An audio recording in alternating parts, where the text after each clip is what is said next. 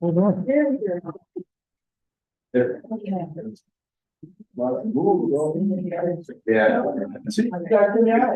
Okay. I think it was the throat, Councilman.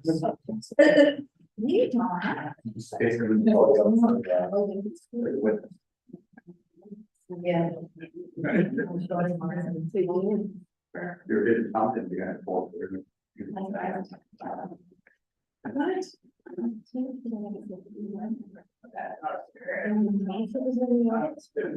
Well, I no, do not. No,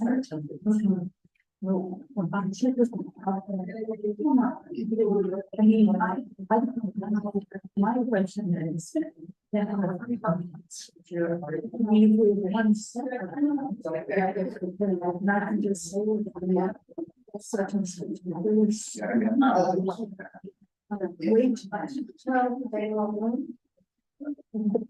Big one is, we'll see what they want to change. And you know, we really started.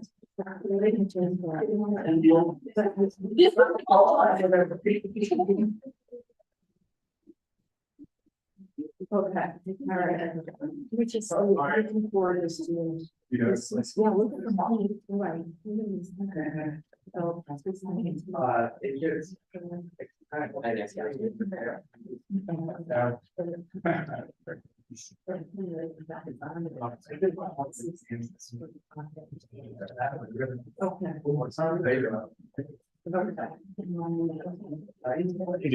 How are you? I'm doing okay.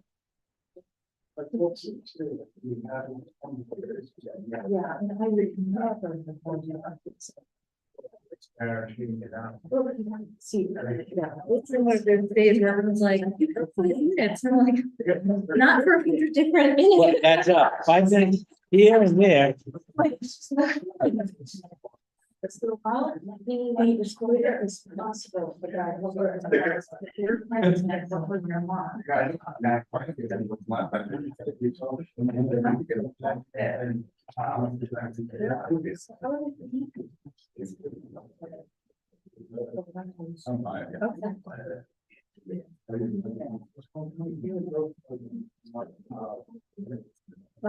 right, that's fine. That's the way we work. How are you doing? Did you come to? Yeah.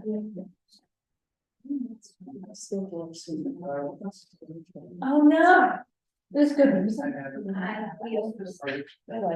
wouldn't want to. Oh, no, it was good. It was a lot of breakouts. It's really just picking it off. Like you didn't. No, yeah. It was special, you know, reach out and everything. Just. It's are you part of the cohort of 8 people going? Is that you? Going where? Which one did it? And she'll talk to you. Oh, okay. Are you? I don't know. I think it was one of us. I hope you go. That would be great. Hello. Good. How are you? No, no.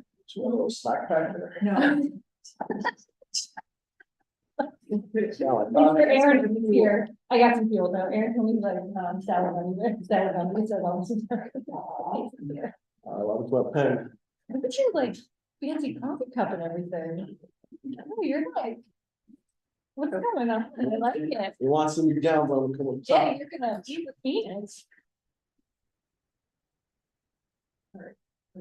Thanks, sir. I like it, how very discreet this is. Times in our lives where.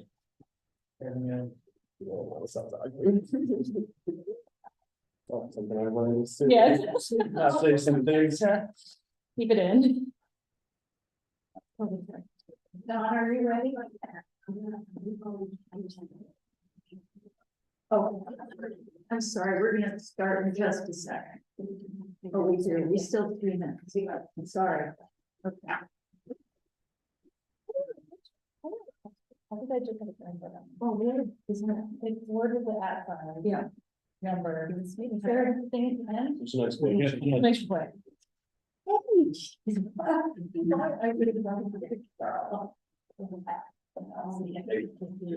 you for everything.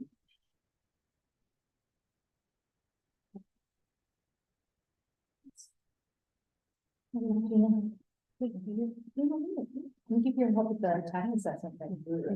Ask me anytime, I'm always, I feel like I can always do it, I just. No, that's helpful to know if there's like a tool, yeah. She's like, I don't know if I know, I'm signed up for that, I'm like, I don't know. It's I not have to sign, ask. just go right onto the website, it's not a sign up. It's so easy. Yeah. And you can look at anyone's in the city, It's crazy. the public. Do you print that? No, I got it.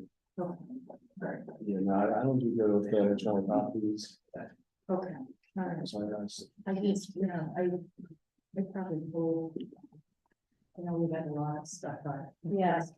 But it's across my personal computer, that's where I had it all up, but I had it all for this. Okay, if you want to, you can come share with me. Okay. Alright. It's, do you want me to forward it to you? Want me to forward it to you? I have it, I just, I can't get on my computer. Okay, you did. Such a number. Hey, how are you? Good, how are you?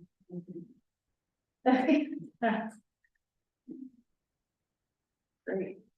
Sorry we're keeping you waiting. What are you mind? You have it up? What are you looking for? The stuff I sent.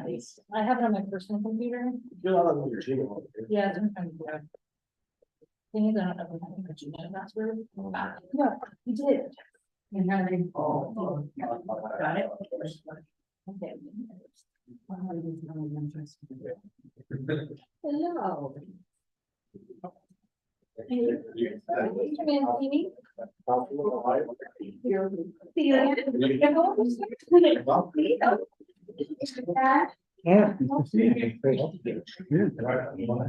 Okay. Good call. I'm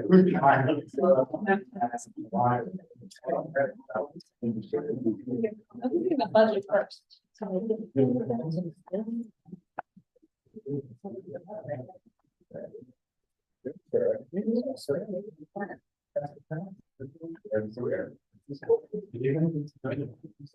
Yeah.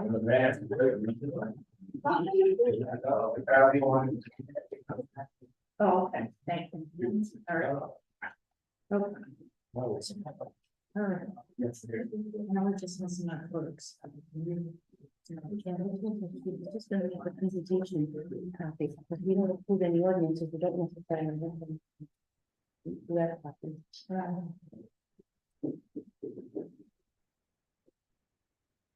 That's probably miscommunication.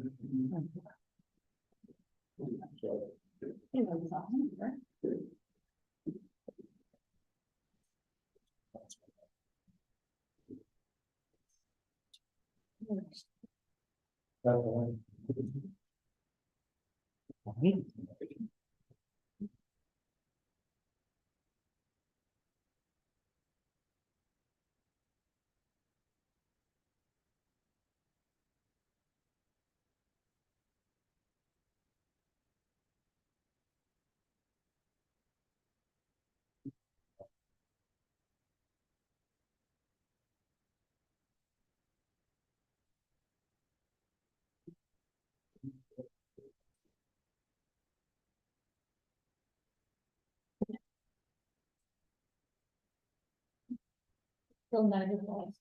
Is that in the world? I saw his pictures. On Facebook. This window of this is actually cute. It's adorable. Him and his sons are like, yeah, yeah, it's adorable. I think one of the sons are like Santa at the street. Yeah. Yeah. Yeah. Are you doing one? I probably, I think you have to request it by tomorrow. Yeah, I feel. Sunday.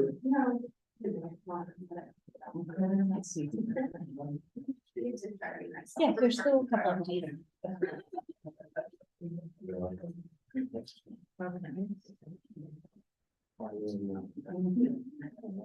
So June is in this tomorrow. Oh, Are we ready, Don? Okay. My name is Helen Anthony, Chair of the Committee on Finance. I am calling to order a regular meeting on Tuesday, November 5th, 2023, at 5:32 p.m. Madam Clerk, would you please call the roll? Chairwoman Anthony, Present. Vice Chairman Taylor is absent.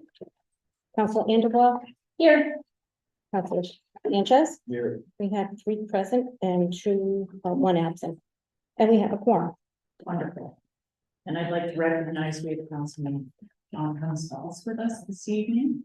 We have our city solicitor, Ken Cheverini. We've got our wonderful clerk, Donna, and we will have Julie soon. It's Carissa tonight. Oh, Carissa. Yes. All right, thank you very much. You're All welcome. So right, noted. Madam Clerk, would you please read under item number 1?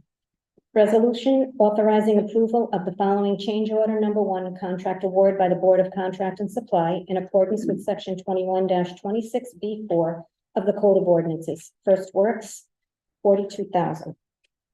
Okay, do we have anyone presenting this evening? I'm going to present on behalf of the city. Wonderful, and come to the end of the table, we'll swear you right in. Nice to have a updated request. I was told I could just bring the, you can just say one. Okay. Please raise your right hand. Please swear under penalty of perjury that the testimony you're about to give is the truth, the whole truth, and nothing but the truth, so help you God. Yes, I And please state your name for the record. Cassandra Thomas, Director of Economic Development for the City of Providence. Director, it's good to see you this evening. Good to see you. Thank you so much for coming. So we are handing out. We have. Okay. Yep. Sure. We will enter this as exhibit done. Thank you so much.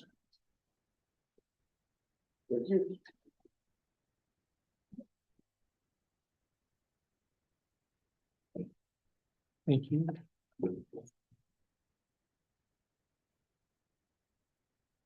Okay, so this is an amendment, or let me, I'm sorry, is this different from what we have? Is this a resolution approving $42,000? Yes, it's now been revised down to 29,500. Okay, and then we will mark this as exhibit 1. Never mind. So moved. Second, All in favor? Aye. All opposed?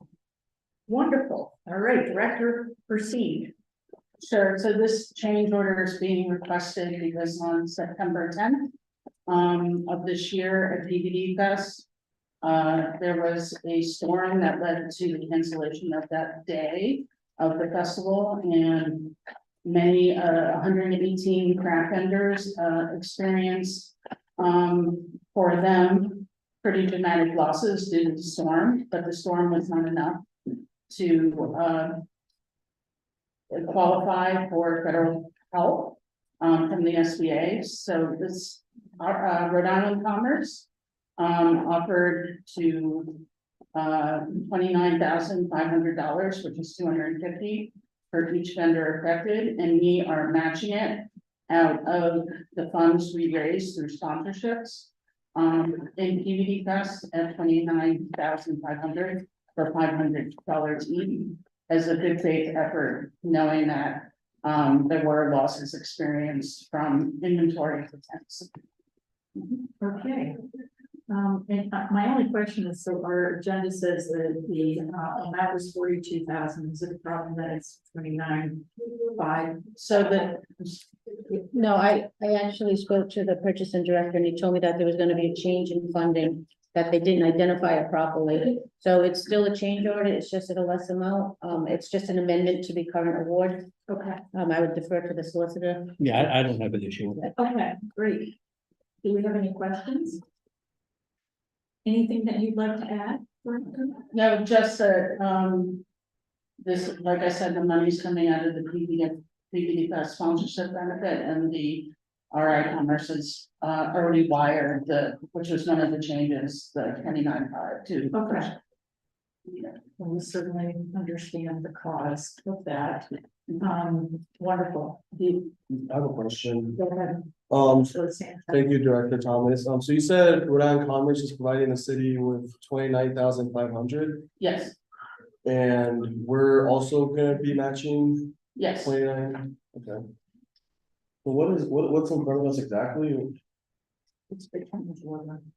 Change order. So we, to expedite the process.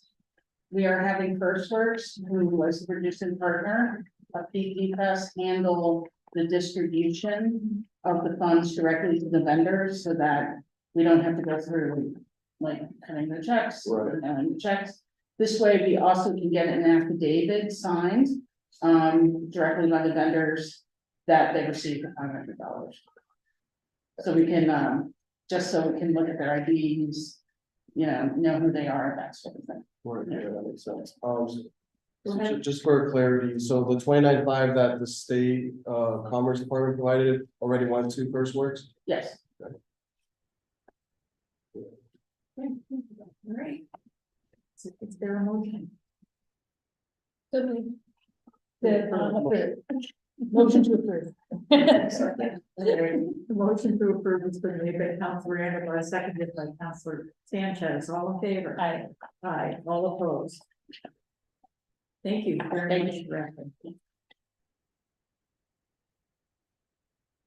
Okay. Madam Clerk, if we read agenda item number 2. Resolution of the Providence City Council supporting and approving the Providence School District's necessity of school construction applications to the Rhode Island Department of Education, RIDE, for stage 2 approval. The following have been invited: Lawrence Mancini, Chief Financial Officer, Finance Department; Mario Carreno, Chief Operations Officer, Rhode Island Department of Education; Joseph DeSanti, Project Manager of Downs Construction. And Madam Chair, I may, December, got this well. Wonderful. And I also see Amanda Contarelli, who's also here. Thank you very much. Okay.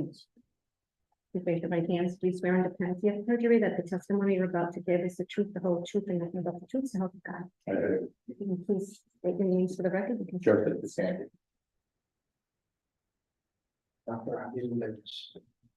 Lawrence Mancini, Chief Financial Officer, City of Providence. Crystal Lumber, Deputy Finance Director and Budget Officer. Speak. Mario Carreno, Chief Operations Officer for the Rhode Island Department of Education. Thank you so much.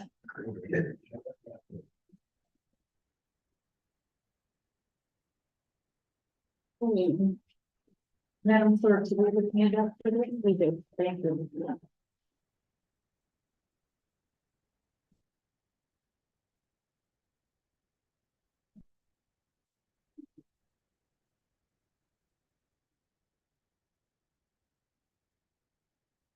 Thank you.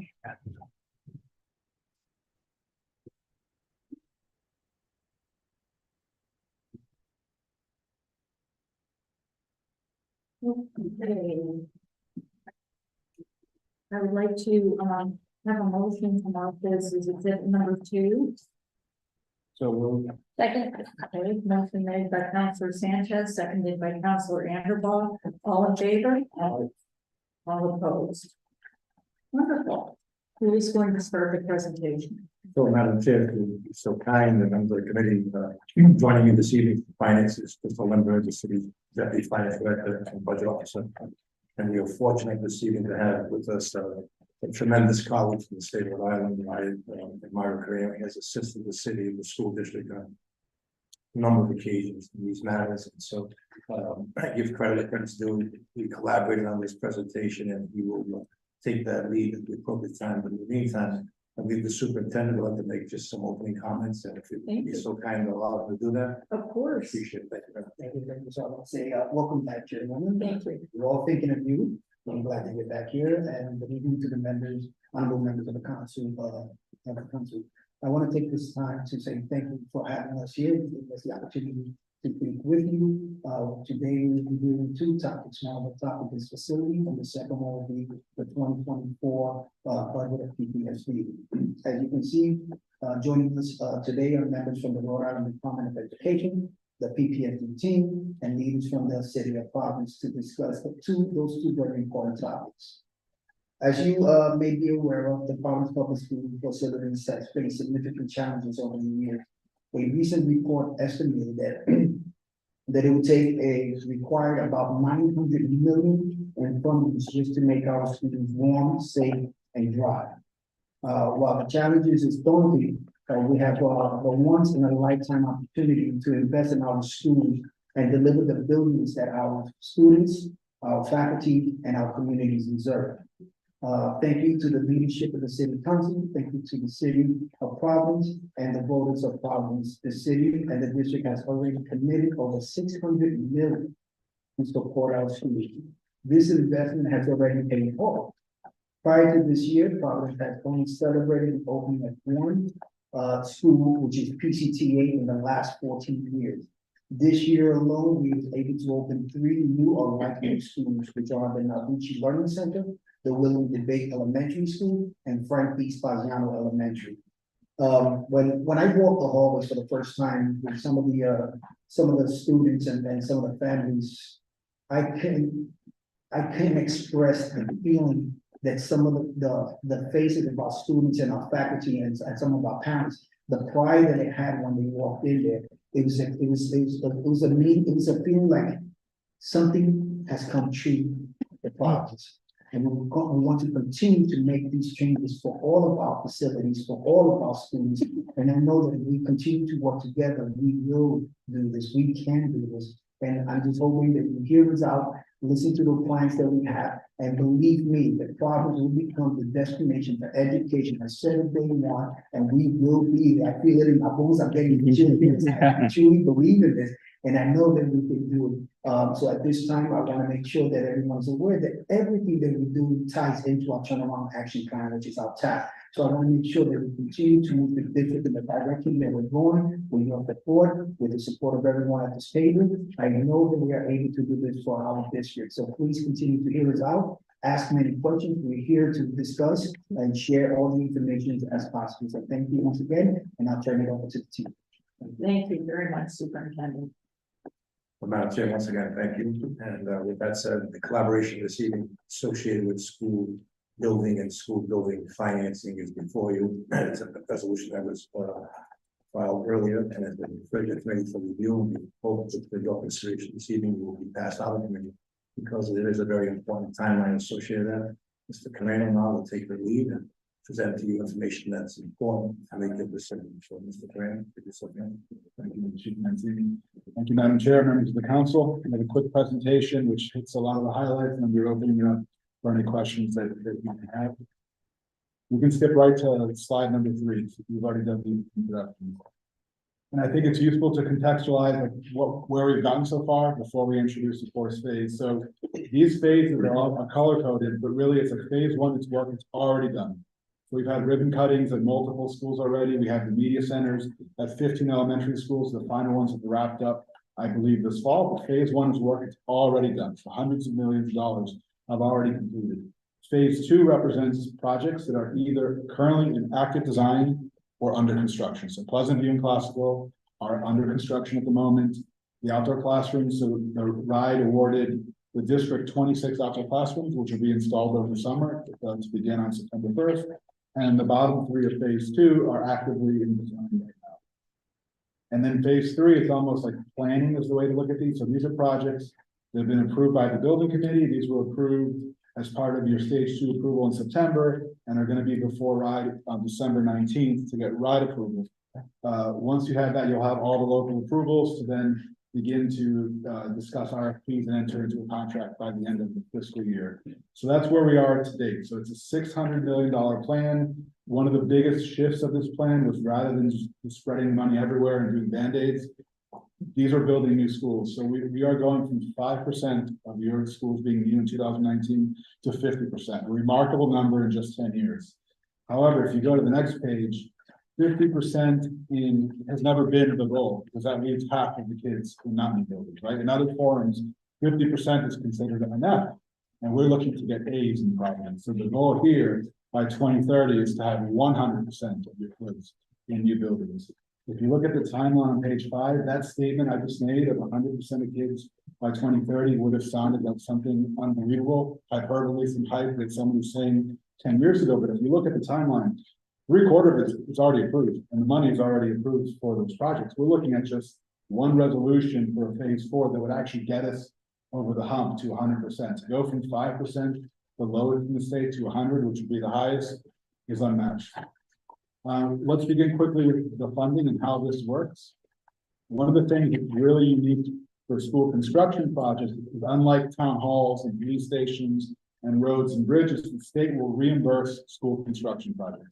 Providence can temporarily get 91% off, meaning for every 100 million you borrow, you only pay back 9 million, which is a huge return on investment to improve your schools here in Providence. That's about $2.8 million per year, including interest. And while interest rates have been increasing, again, the state reimburses your interest rate as well. So even if interest rate rises up to 5%, as an example, you end up paying less than 0.05% because the state picks up 91% of your interest rates. What is also unique is if you look at the chart on the right, Providence, you have the most buildings, but you also have the oldest buildings in the state. And as a result, you have by far the highest utility expenditures on a per student metric and a per building metric, by far, $7 million a year. And in many cases, you've been to those schools, the windows are open, the heat's just blaring out, and it doesn't work. What we are proposing here, and this is actually written into the MOU, is that the district will share energy savings that are as a direct result of these new buildings and the exact amount of your debt service. Again, so to reiterate, while your share would normally be 36 million, as you'll see in the subsequent slides, energy savings as a direct result of these buildings will be paid for by the district through an MOU. The end result is no tax increase to Providence residents. A breakdown of this is provided on slide 8. This information was provided by Hilltop Security, the financial advisor for the city of Providence. It shows a sample debt service schedule of 400 million, assumes a 5% interest rate. Again, that's subject to market conditions, and then a debt service. And then on the right, it shows how this would be paid for. 91% would be paid for by the state of Rhode Island, and then the district energy savings would pick up the remainder, leaving your total tax impact at $0 for Providence taxpayers. The other consideration, if you look at slide 9 of advancing the school projects, is that you also want to make sure that they don't limit you from doing other things, right? It's hard to do school projects or municipal projects. Well, thanks to Larry Mancini, Hilltop Security, and you're very fortunate to have someone who's been here for 35 years who understands this better than anyone. But we worked really hard on the model that would ensure that you could fully fund your 5-year capital improvement plan. I believe last week you approved the first wave of it. This allows not just the first wave, but all 5 years, which is about 364 million. It allows all of the funding, which is over 800 or 900 million dollars in bonds, some which have already been issued, but it allows you to fully fund them, and also preserves other capacity for any unforeseen project, not in your CIP plan and not in the school plan. If you look at the bar chart on the right, the red bars represent existing debt. So this year, your net debt service is $73 million, and you pay for all of your bonds. That number naturally begins to taper off, but the way it's been structured really creatively, it allows you to do a combined $1 billion of projects, both municipal and school projects, while not paying more than you're paying now, which is really spectacular that you could continue to do these investments but pay less than you're paying this fiscal year. So that was one of the strategic points for this. Again, so it's not municipal or school, it's paying. That was the slide. Slide 10, so let's look at projects. So this is similar to the first one. It's been converted to city wards. Let's look at this geographically. One of the things that we really want to accomplish to make this a reality is new schools everywhere. The schools shouldn't just be in the Northwest and the South. Like every ward should lead to school. So of the ones that are left, it's pretty clear who's there. Barney Gregorian is on the list. MLK is on the list. And George West is on the list. Hope, like a lot of them who haven't been done who have the data behind it that are also needed. So if you look at the report that your project manager did earlier this year, which ranks facility condition index scores, well, the ones who are left are also the ones who haven't got projects. So it naturally aligns. So we're not forcing this issue. We're actually addressing those who are next, but in a way that kids in their wards can just go to those schools. They don't have to bus across the city to have access to a new school.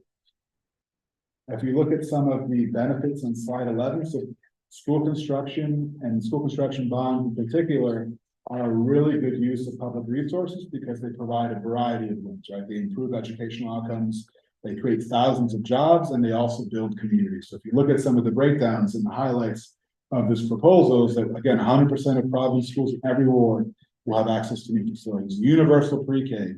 Every building so far in phase 1, 2, and 3 already has it built in. This will again continue in the other ones, providing pre-K in every ward in the city. We have really prioritized these buildings to be community assets, so that even not just kids benefit, right? We are building spark clinics, outdoor playgrounds and classrooms, community meeting rooms, so everyone can use these buildings, not just the students who go there. Again, we've already highlighted that there's no tax increase for this. Thousands of jobs will be created. The city has a goal of 20% minority business and women-owned businesses to hit that. That translates to about $80 million for local businesses, and also prioritizing energy efficiency in the environment. This is a emerging and subject that we need to tackle. Hopefully we can make these all net zero energy. That's one of the goals here. To do that, to really benefit our environment moving forward. And the last slide before we turn to the questions. So here's a timeline that's really been boiled down to 5 points. There are other action items that are not here, but this is really just for a high level. So the first one has already been achieved. The district and the city together sent in stage 1 applications on September 15th, which allowed this conversation to occur. Since then, RIDE has granted the city $150,000 to help with stage 2, assuming this were to move forward. The blue arrow represents where we are today. We're presenting this resolution. Hopefully it'll move forward and it could be introduced at the beginning of the General Assembly session. We would be looking over the next 3 months to finalize the projects and amounts by school. This will occur at your school building committees that meet monthly. We can also have updates here regularly between now and then. City council approval, which is baked into the resolution, must occur for this to even advance again. So you will have another look at the projects in addition to approving the financing. We would look to do a special election either March, May, or June. That's up to you when you would prefer to do that. Originally, we thought April, but because there's a presidential primary, but because it's a primary, they don't allow a bond question to be put on the primary ballot. So that would have been ideal because you could have taken advantage of the polls that were open. That doesn't seem like it's going to be a reality check with bond council. So we're looking at one of these 3 months. Cranston is doing June 2nd, so you can go as late as June. Others are looking to do it a little sooner than later, but you have some flexibility. State law allows you to pick the first Tuesday of any month. And you can choose which one you want. But either way, all 4 of these allow, the main thing is to get these projects under contract by the end of the fiscal year. Even though they're under contract, they still take a year for designs. There's still opportunities for additional engagement and tweaks of designs. You have a lot of great projects that we can build from, so we're not necessarily starting from scratch. We recently took Councilor Goncalves to see William Debate, so which I believe it's a great project, but we can start from there. The Barton is an example, and tweak it and improve it as opposed to start from scratch. There's a lot of work happening here that allows us to do this aggressive timeline. Is this more aggressive than usual? Yes, but there's also an opportunity here with millions of dollars coming off the table that then wouldn't allow us to get to the 100%. So, and then just in closing, before any questions, again, the possibility to go from 5% to 100% from worst to last to best is here. So, any questions? I'd just like to ask, Mr. Mancini, I just want to ask if $130 million to preserve that in capacity for any unforeseen projects, is that enough? Well, given that we are authorized the entire $364 million of the 5-year plan, the first tranche we borrowed $135 million of that 364. That's the first time that we would have an ambitious effort to meet the 5-year plan in its entirety. In addition to that, and not including the school bond, there would be capacity of another $130 million. Okay, and you're That's comfortable with that? Very comfortable. And may I say, Madam Chair, members of the committee, in finance, we have a coined an expression that we have used regularly. You've heard Mr. Crane report to this evening, never borrow more than borrow less. What that really means is as debt service begins to fall off the city's debt service schedule, we take that same debt service equivalent payment and put it right back into capitalizing new borrowing, and we've achieved that. Ms. Lindbergh and I have worked very closely with Mr. Carino and Hilltop Securities to devise the optimum time to borrow. So pivoting borrowing is important in that conversation. While we may be expecting to borrow sometime in FY 24, we could borrow even later, like July of 2024, which is the next fiscal year. We have worked out a comprehensive program for debt service management, one that we have practiced regularly for the last dozen years. We're very pleased with it and very confident we can meet that. If I may, Madam Chair, to digress and go back for a moment with regards to the question on special election. The reason why it cannot be combined with the presidential preference primary is because it's a primary and not a general election. It is a partisan election held that either party could vote that day. It must be a general election in order to have a bond question to the ballot. So we would not have that opportunity to consolidate resources and hold it that day. That's true, and not just in Providence, it's all through the entire state. And are you saying that, so the November election would be too late? Yes, because I think I checked with bond counsel on this regularly. Bond authority would have to be granted in advance of us seeking bond issuance, and if we're going to get voter approval. And what voter approval does, Madam Chair, of the committee, is it saves us on the interest cost. You borrow cheaper when you borrow with general obligation authority, sometimes between an eighth and a quarter point. While there may be opportunity to do it through the public building authority, and we have researched that and we have discussed that, we'll leave that option closer to the time that we would have approval, but in all likelihood, we would seek a special election bond prior to June 3rd. And I should point out further, I believe Mr. Grant could expand on this. The effort is to get all projects in under the stage application so that by June 30, 2024, we have met the deadline in order to receive the most favorable reimbursement, which is the additional bonus points, the 91%, and then of course the MOU, as it's addressed in this resolution, states that on the 400 million, the next round of tranche. Bear in mind, we have already received voter approval for 2 bond issues that occurred. 2020, we received 140 million, and in 2022, we received 125 million. So this would be the next round about 400 million between the ride reimbursement 91% and an agreement with the school district, which was worked out by all of the individuals here.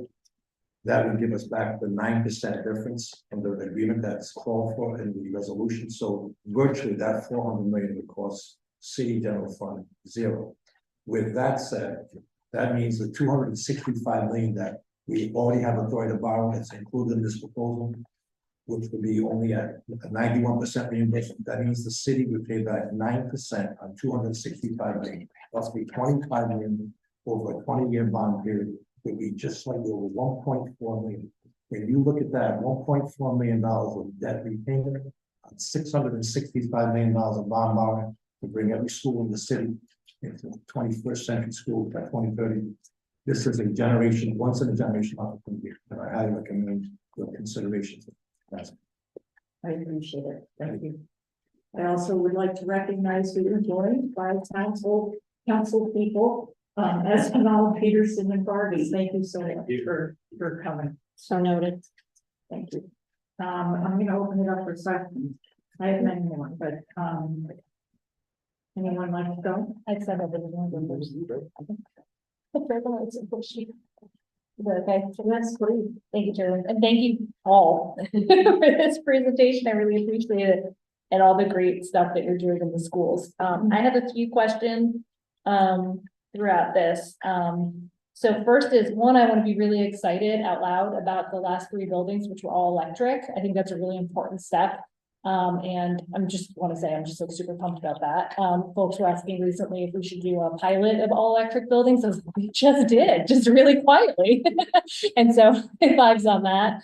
And I also want to draw your attention to, and this is something the administration does as well, but we did introduce an ordinance this week. It'll be on our agenda on Thursday to require all municipal buildings to be carbon neutral by 2040, which I think would affect all of these buildings. Well, I know it would affect all of these buildings.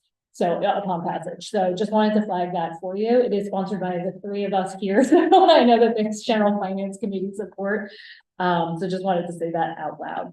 The other thing I'll just say, and then I do have actual questions, is really excited to see Ward 3 get in here. I know I'm spending, with the help of Kyle, who's here today, our special projects manager, ARPA funds on upgrading some of the, or all of the courts at Nathan Bishop Middle School. So the schools are really important to me, and making sure kids have the facilities they need is really important. The few questions I had, in phase 3, you highlight Mount Pleasant High School, and I know that there have been a lot of questions about what's going on at Mount Pleasant High School. If that's in phase 3 and you just like talk about that as planning and that'll be up December 19th for right approval, where is that in the like planning process? Do community members know what's happening with that building? Like, where is that? I can Oh, start. thank you, Mr. Sanders. Good evening. We are right now in the stage 2 submission, so we submitted our stage 2. We're reviewing comments back from RIDE. We've had a number of community meetings, and we will be restarting those community meetings probably within the next couple of weeks again. But we've had numerous presentations throughout the last couple of months. There is a small pause because we are waiting for our RIDE comments, but then shortly thereafter, within the next probably 6 weeks, we'll start up again. Okay, but so those plans are finalized, they're still input. Yeah, they're in the very early stages. We're in Okay. the schematic guide. There's plenty of time to have input and time for, getting feedback from any other entity, whether it's community or anybody else. Awesome. And because folks mentioned pre-K on the last slide, I totally have to ask anytime I see you guys, what's going on with the bathrooms in the pre-K classrooms and MLK, and when is that getting fixed? Okay, I can answer that, Joe. Thank you. We are actually in the process of doing 2 of them now, and we're gonna be doing the other 2 shortly thereafter. So instead of taking all 4 classrooms offline, we're doing the first 2, and then we'll come back and do the other 2. They'll probably be over the Thanksgiving break and the holiday break. We'll wrap up the first 2 and then finish up the other 2 sometime this spring. Awesome. And I'm not sure if this is a question for you, Director, or maybe for Joe, but on slide, oh, do you not have numbers? On the bottom, yeah. The slide that says school construction funding, for some reason I didn't see those numbers. There. Oh, here it is, sorry, my thumb was on it. You talk about the utility savings paying for the city's share of the debt service. And I guess just 2 questions.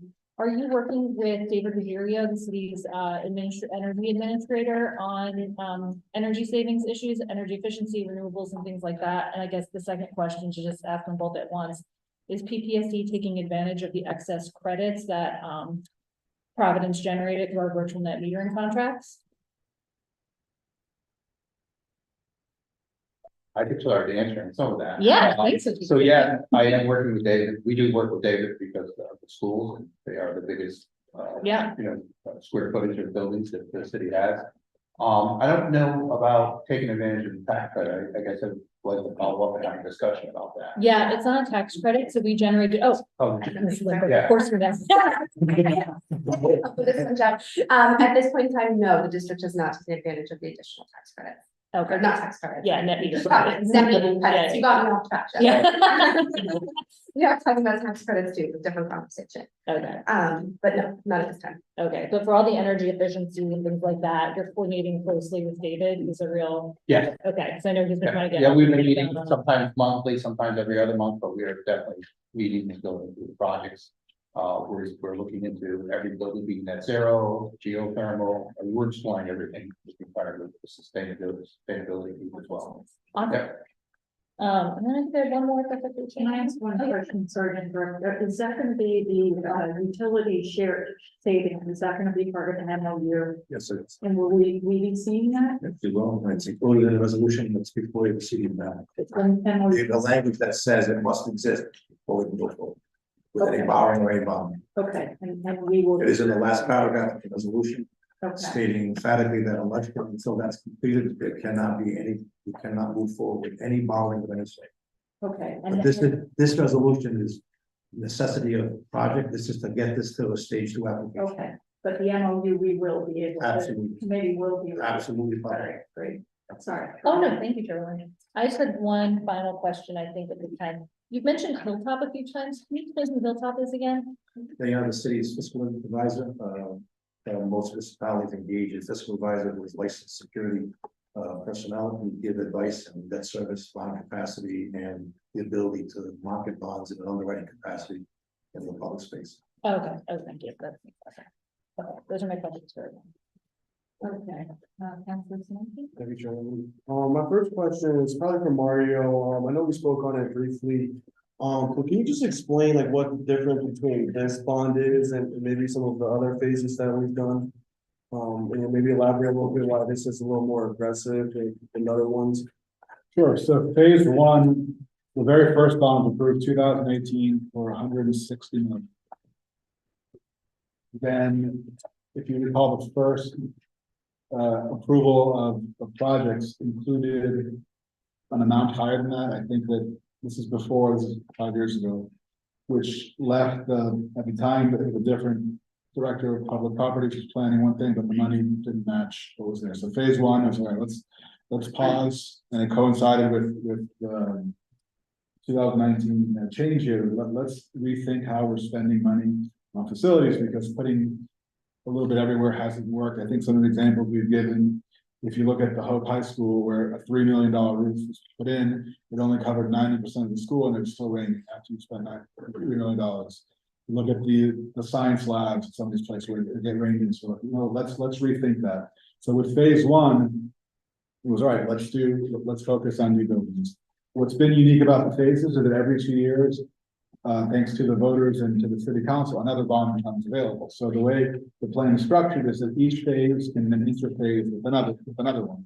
At any point in time, you can also stop. So if there's no phase four, we'll stop at 50%. If not, we'll keep moving forward. So the first two, we had total $300 million.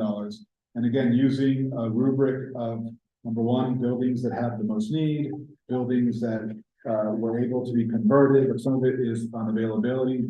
A lot of these schools, but what are the schools that kids are picking, and then what money is available. So that was with phase two. Fast forward to summer of 2022, the city council put forward within the last week, right before the deadline, another 125 million, which was approved by voters, which then allowed us to entertain the phase three, which is the next batch of projects. So each phase has just been building upon the others, but it's set up in a way that if there's no more money, it stops, it's not there. Then, over the last few months, dealing with Larry Mancini, was all right. If we were aggressive, is there a way that we can just go for all of it? 50% is just—it's great, but it leaves something wanting.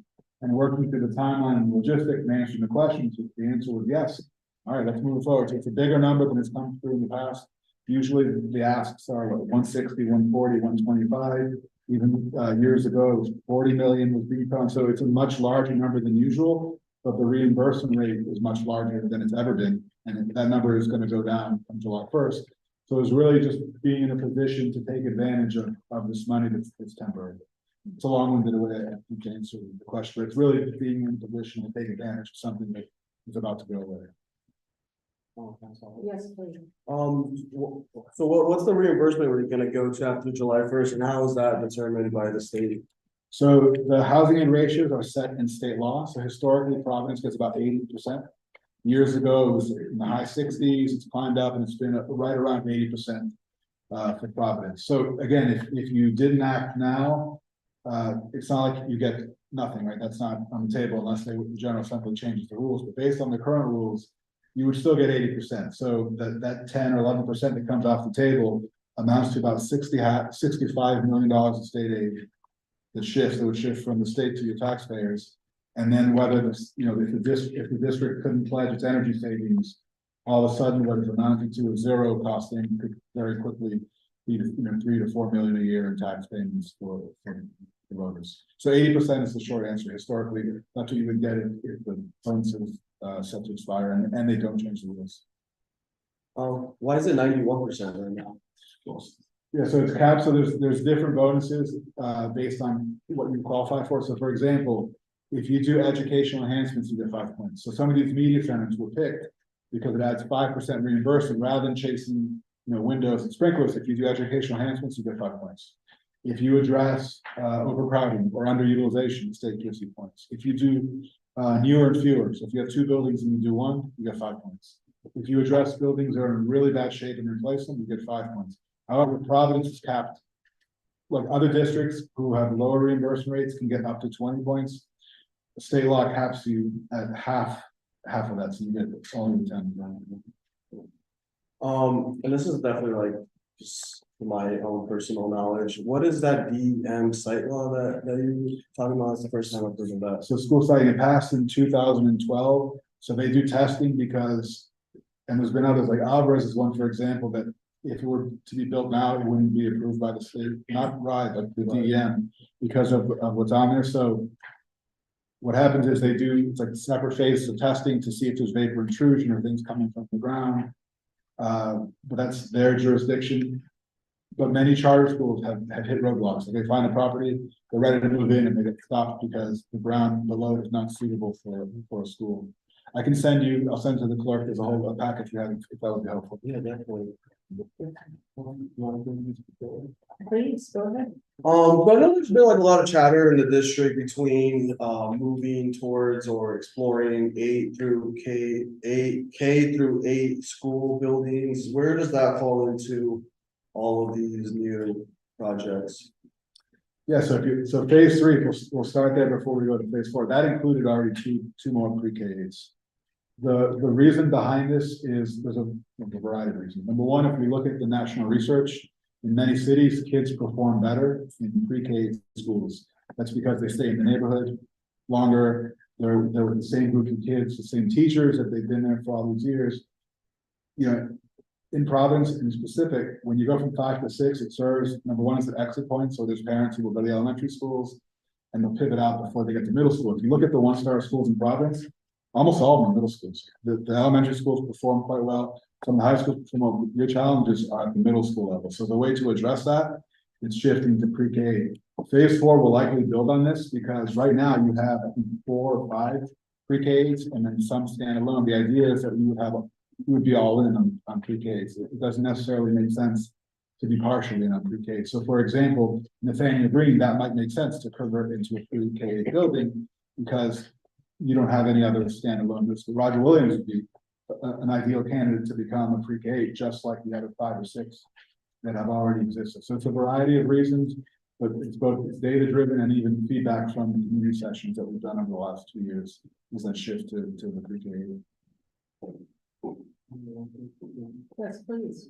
Yep, you just right along. Thank you. So I mean, there's a trend, I mean, that we're all aware here that we're enrollment is decreasing here in the city. Where does that go into play with these projects that we're looking to? Yeah, no, we're mindful of that. So from last year to this year, the district's down another 700 students. And people were aware it's another school's worth of kids just in the last year. So with the decision making, so if you look at some of the pre-Ks that were already approved, like you're building a new school, but less seats than you had because you don't need those seats. So for example, if we look at the Stewart and Lima, the Stewart building was already being phased out. That's going to be the site of the new building again, because you have to use existing school sites to build schools. And together those would be less than the 2 enrollments of both because in direct response to your projections. This plan is also set up to, if kids come back, as the superintendent mentioned, the goal is the kids will start coming back to the district. If that's the case, and we have to do more buildings, we'll have to start. That's not a problem. But the idea here is not to build you 30,000 seats when you have now 19,000 kids. The goal is to give you around 20,000 seats because that's what you have. So we're not going to overbuild and we're not underbuilding either. We're going to give you at least 3,000 or 4,000 seats of that wiggle room. And if all goes well and the enrollments return to what they were 20 years ago, you were approaching 30,000 kids. You're at 19,000 this year and projected to drop to 16,000 by the year 2030. Hopefully that won't come to fruition and this will turn around, but we are building seats for what you will have. So following up on that question, I guess this is probably for superintendent. Is there a plan to increase enrollment in the district, or how are we getting to that? I mean, there's always a plan to try to bring our students back into the 21st century buildings that we created. That's one of the reasons why we want to create such buildings, to make sure that our students get to see these new buildings, and say, I want to go to that school, I want to go to my school in my neighborhood and see these new buildings. That is one of the strategies that we're using to make sure we bring back our students. Thank you. And then my last question was just piggyback off of my colleagues, in regard to Mount Pleasant High School. Are all three options, so I remember going back to a community meeting a while back, there's three different options that were presented. Are those all still being discussed as possible options for the future of that building, or have we kind of narrowed it down to a couple of those? We have, and I guess I'll respond to that. We have narrowed it down to two options. One option is to keep a portion of the building, the auditorium specifically, and then build new behind it, or the second option could be demolish the entire building, just build a new building. Those are the two only options that we have explored at this point, or determined is financially feasible as well. Right, so can you just go over the timeline on when that decision, I think you said something about the 19th, does that affect? As far as a timeline, as far as the Like, when are we gonna know what option we're going with? so we've submitted to RIDE both options, the new build or the hybrid approach that we call. So we're waiting for RIDE approval, which will be coming hopefully in the next Summer 19th. December 19th. Once we have that, we'll be able to go back and do some further investigation, move into stage 3, and that's when we'll start determining which of those two plans works best and works within the budget as well. Thank you. Follow up. Yes, Councilor Vanderbilt. Thank you, Chairwoman. I'd love to ask just a quick follow-up on my colleague's question about the enrollment. Do we know that there is a drop in enrollment, not a drop in the number of kids in Providence? Like, is there any sort of cyclical, like a very small example is like where I grew up, there was like a natural change, like, oh, there's fewer kids, and so they sold off a bunch of school buildings, and then it's like, oops, all the families that moved in had kids again, and wow, we didn't have any buildings. Is it that there are fewer kids, or are they just at the private schools and the charters? So we're down statewide, we're down 23,000 kids since 2003, 2004. So there's less kids in general, which is about 15% overall decline. And then what you're saying is true, there's also more competition for kids in charter schools, private schools, a lot of homeschooling as a result of COVID. So you have, it's like a double hit. So overall, every district, I think except for 3, has over the last 3 years has gotten declines. So it's a statewide trend, but it's also exacerbated by some of these other things that didn't exist 20 years ago. Okay. Yeah, because my concern looking at this originally, looking at the documents that you all sent was if we were, and I think you addressed this, Director, but if we're seeing declining enrollments, not planning for that, not saying, oh, this is just what it is, because it felt like we could be leading to a spiral where then we're like encouraging kids to not come. And yeah, so that head shake is encouraging. Thank you. Thank you, Superintendent. I just would like to follow up, how do we know that 400 million is enough for the rest of your projects?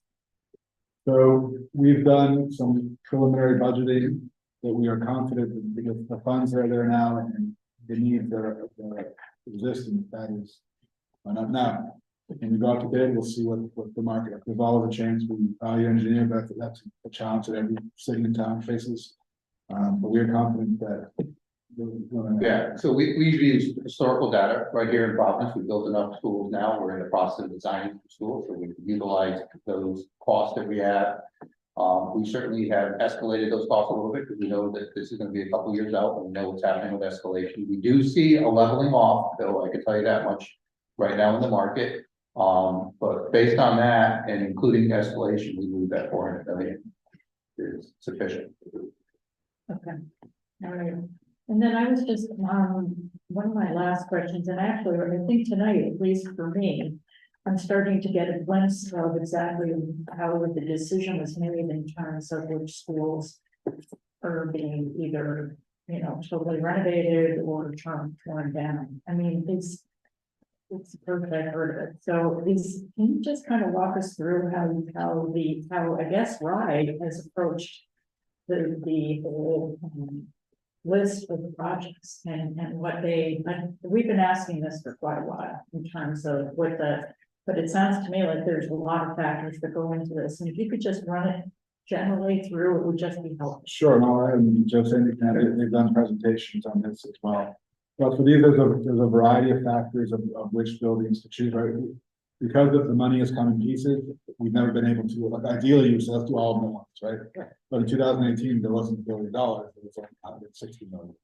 So part of the thought process is a variety of factors, condition of the building. So we have data from 2017 and data that was released earlier this year, and I believe we had a midway point, Studio J, to look at existing conditions. We look at the feasibility of, can a building be renovated? So Debate Elementary School was a very cost-effective project of around $22 million.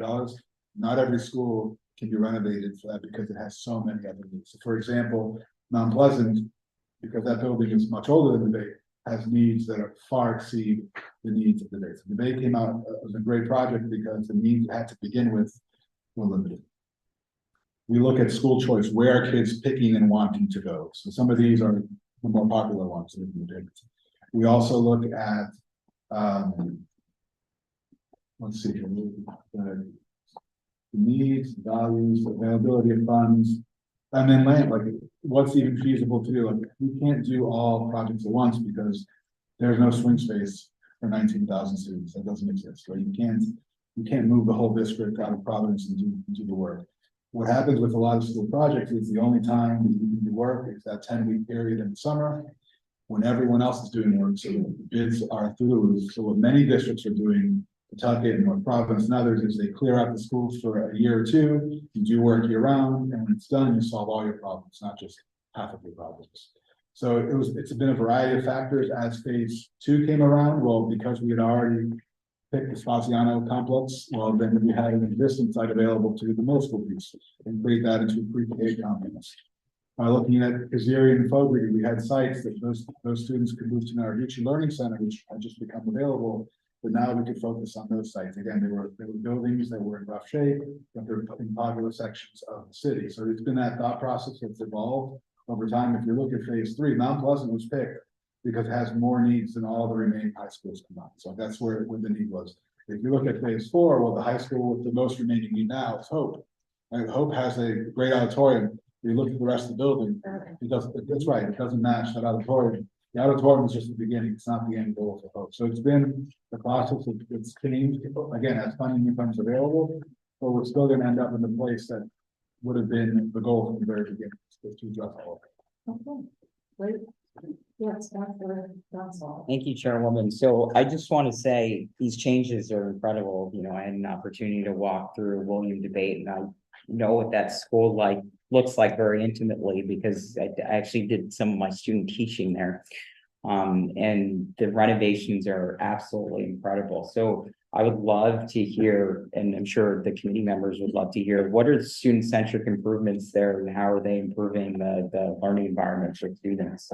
I saw it firsthand, so I could certainly speak to it, but I mean, the feedback has been incredible. The rest of the team can go on, but some of the things that we're looking at, and it's not only that environment, but it's in the district itself, because we're asking for what are some of the strategies that we're using to improve the district and have the students come back. So it's a variety of things that we have done and we're going to continue to do, which is the summer enrichment programs, Saturday classes, different times for students to come to school. There's a lot of the stuff that we hear is I'm not making it to school because I have to take care of my siblings or I have to work with the family. So we're giving them many opportunities, many avenues to come in. We're also looking at the CTE programs that we offer. There's multiple strategies that go on. We also looked at the curriculum when we first came in. That curriculum, one big school building to the next is 2 different curriculum.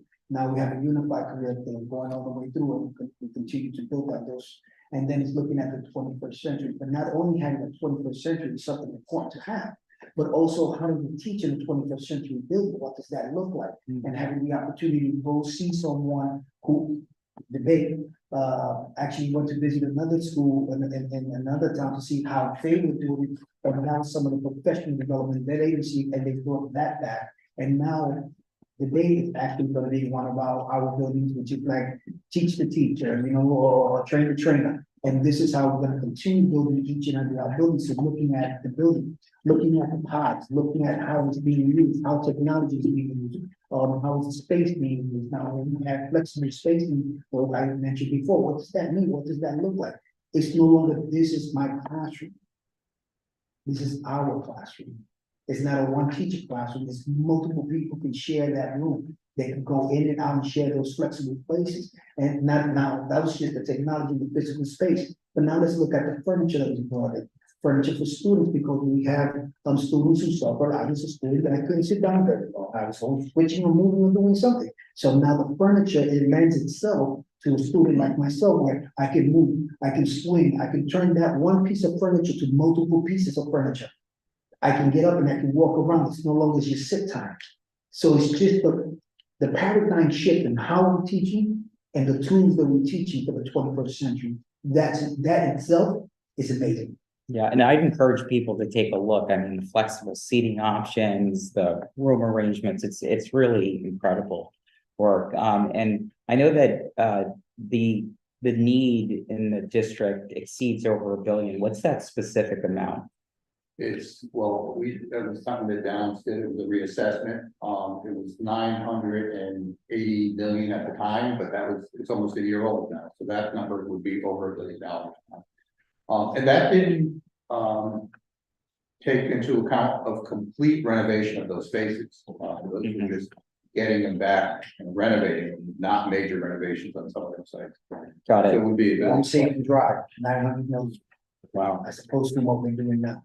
And I know there's been a push just nationally, locally also for universal pre-K. When you think about the projections, how do you think this infrastructure would support the push to universal pre-K, particularly in the city of Providence? I believe the way that we're moving and creating and designing the spaces, it's with that in mind to make sure that we're reaching our students, all of our students. So that's that pre-K-8, and you look at some of the stages that we're looking at that it says, if we look at Base Mesa and West Road, what does that look like? And then making sure that if we look at something like that and we combine that and automatically come to K-8, because right now it almost works as K-8. That's the only school in the district that goes to 4th grade, that 5th graders go across to West Road, and then they go from there all the way to middle school. So right now, it's only looking at how we continue to combine that and bringing the pre-K into the mix and making sure that we create the space, because a pre-K space is totally different from a K and 1st grade. There's a lot to take in mind. So I think it's the work that's being done is awesome work. Well, I just want to affirm the incredible work that's being done, and thank you for your leadership, each and every one of you, for all that you're doing for our kids. So thank you, Madam Chair. Yes, Councilor Vargas. Yeah, hi, how are you, let it out. It's not only concern. Okay. So you have any data? Because in my work, a long way. So I have a advanced person here, advanced person in the school, and also advanced person elementary school. But where's the high school? We don't have a high school. So that's the reason we have any data, because the kids on the concern card to see is the other model. My kid have to go around to the city to go to the high school. So I don't see it. So and that work or the 152, so we don't have any high school to close it. For example, Providence, elementary, and also in the middle school, but we have intercessors, it's a middle school too. We don't have any high school around the area. So we have the kids have to take the bus, go to the, around to the city. So if you have any data or anything can go that specific area, we can have a high school. Is there anyone that can answer that? So is there any data that would support a high school in that particular area? Well, you have Yes. Okay. I'm sorry. Mount Pleasant is actually in that, just on the other side of that area, so that's the Mount Pleasant area. When they go from elementary, middle, and high, they have the choice. And the great thing about the high schools that we have, and I understand you want a high school in that neighborhood. I understand what I'm hearing, but that's something that they have to plan for. But the great things that we're doing in some of the high schools is we have 5 redesigned high schools, and what does that look like? Mount Pleasant, when we look at Mount Pleasant, we're looking at what's going into Mount Pleasant. You go to Hope, we're looking at Arch. You go to JSET, you're looking at life sciences, you go to Alvarez, you're looking at medical. So depending the school that they choose, this is why the schools is important to do school choice, because schools are offering different alternatives for students. If you go to PCTA, I mean, that place will blow you away with the work that the students are doing, and they're getting a dual certification there. One in the area they choose to, whether it's plumbing, electrical, carpentry, you name it, they have it there, in addition to what they learn. So we're giving the students the opportunity to choose from a different high school, because not every student is gonna wanna go to Hope High School for the arts. Not every student is gonna wanna go to JSET or for life sciences. We're trying to give them the option to say, okay, what do you like in addition to your normal course? So I understand, I'm hearing you. And Yeah, that's something you this just is not the point. The point is that the concern for the mother is the kids have to take 2 buses, to go downtown.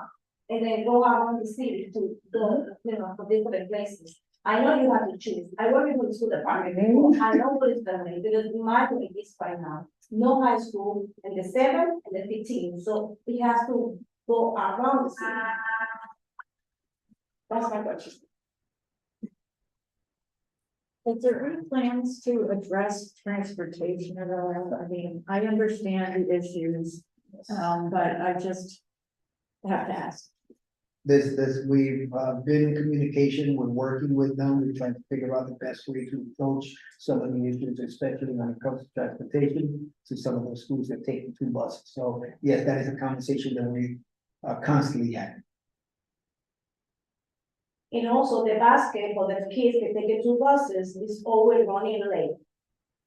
And then they have issues for that, with running late and the classes that happen, sometimes having some classes for the summer class, because it's not addressed the first class. And you were, and they're taking the public transportation. Correct. High school, Yeah, yes, okay. just high school. Just types, right. The K to 8 is, you take the first year. Okay, thank you, because that's a makes understand the concern.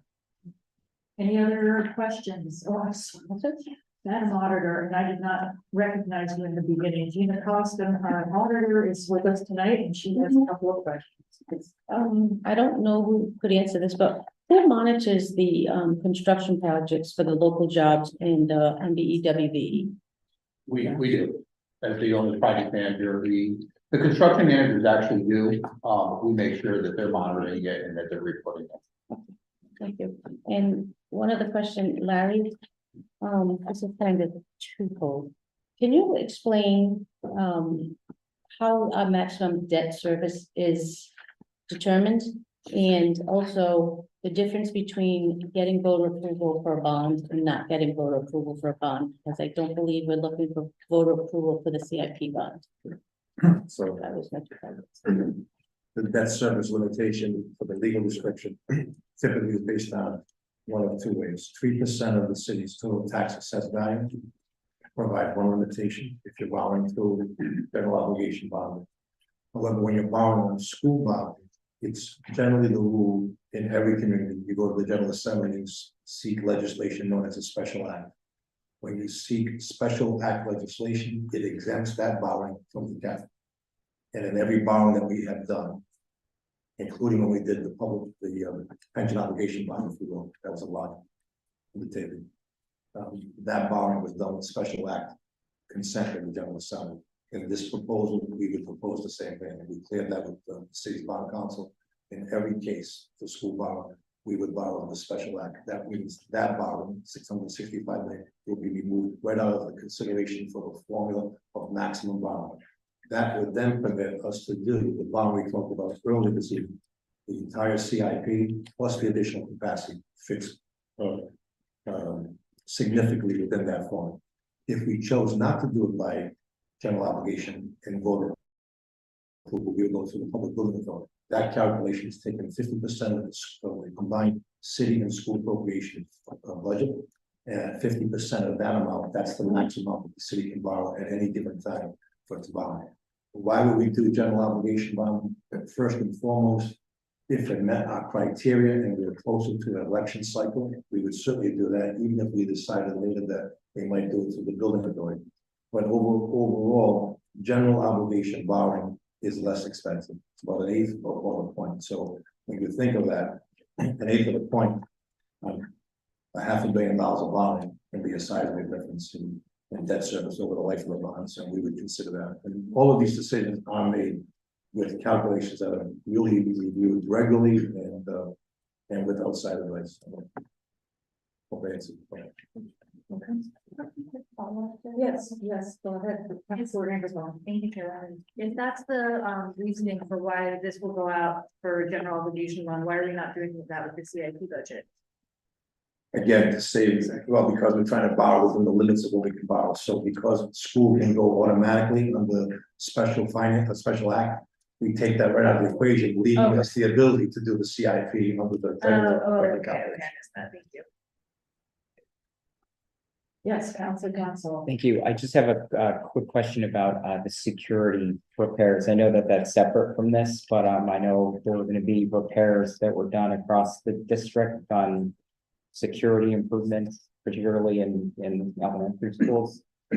Yeah, so we're every year we continue to do more and more. Greg Green is one of the ones we did this year, the secure vestibule. Working with PTSD, we identified high priority security projects. And that's just going to continue on. And regardless, even like at Mount Pleasant, it's a school that's going to be renovated or replaced. At least the part of it's going to be renovated and the remainder demolished. We're still going to do some security upgrades there because there's always going to be a period of time that there's going to be active kids in there. So regardless of what projects we're talking about, we're always going to be doing those security upgrades. Okay, wonderful. Okay, with that, I think we're finished with our questions.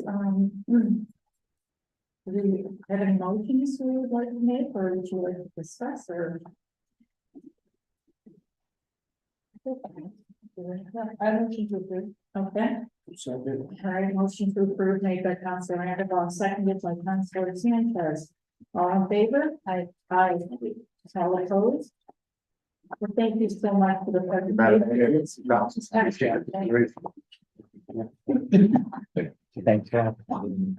Okay, Madam Clerk, it would be kind enough to read agenda item 7.3. Discussion relative to the Providence Public School Department budget. The following have been invited: Zachary Scott, Deputy Superintendent of Operations, Providence Public School Department; Christopher Hickey, Senior Budget Officer, Providence Public School Department.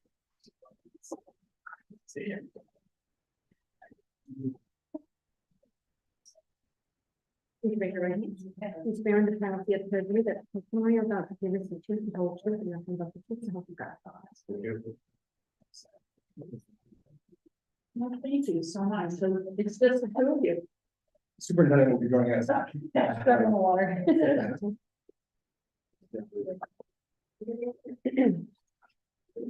Okay.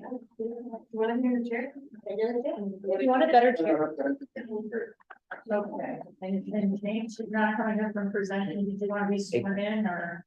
Well, I just in case we get PowerPoint, like I just back up. So you're back up. Okay, so have you sworn everyone in? I just did, yes. Okay. This one. I think you were sworn in. So you're good. You're covered. You're good. All right.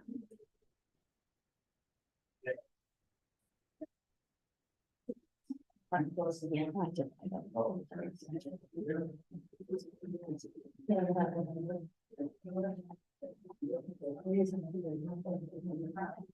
We probably lost it now, so I hope everyone's on. Okay, how would you like to proceed? I can start, Zach Scott, the superintendent, and I think if everyone has the PowerPoints in that, I can just proceed with the hard copies. Okay. And we can walk through the presentation and then leave time for questions. All right, we'll take those and mark this as exhibit 3. May I have a motion? Second. Okay, a motion made by Councilor Sanchez, seconded by Councilor Ingersoll. All in favor? Aye. All opposed? Okay, we are marking the Providence Schools fiscal year 24 budget presentation to the Council Finance Committee, November 14th, 2023, as exhibit number 3. Okay, All right, please proceed. Thank you so much. So my name is Zachary Schaff. I'm the Deputy Superintendent of Operations at FPSD. And thankful for being invited here to talk with you today about our FY24 budget. What we'll talk through a little bit is some context and an overview of our budget for the first part, and then do a little bit more deeper dive into FY20, the actual details of the FY24 budget. And actually maybe take things out of order a little bit in terms of slides, just it's helpful context, I think, to share a little bit about how we got here for the coming year. So here towards slide 15, that can give us a sense of the timeline and the process we've gone through for our budget development. So in working with our school principals and departments, budgets were developed over the course of the spring. We then met with our school board in April, then again in May, where we reviewed with them our proposed budget ordinances for the coming fiscal year. We then shared our budget book online shortly thereafter, and then submitted our consolidated resource plan provide, which includes non-local funds like our Title I and Title II dollars.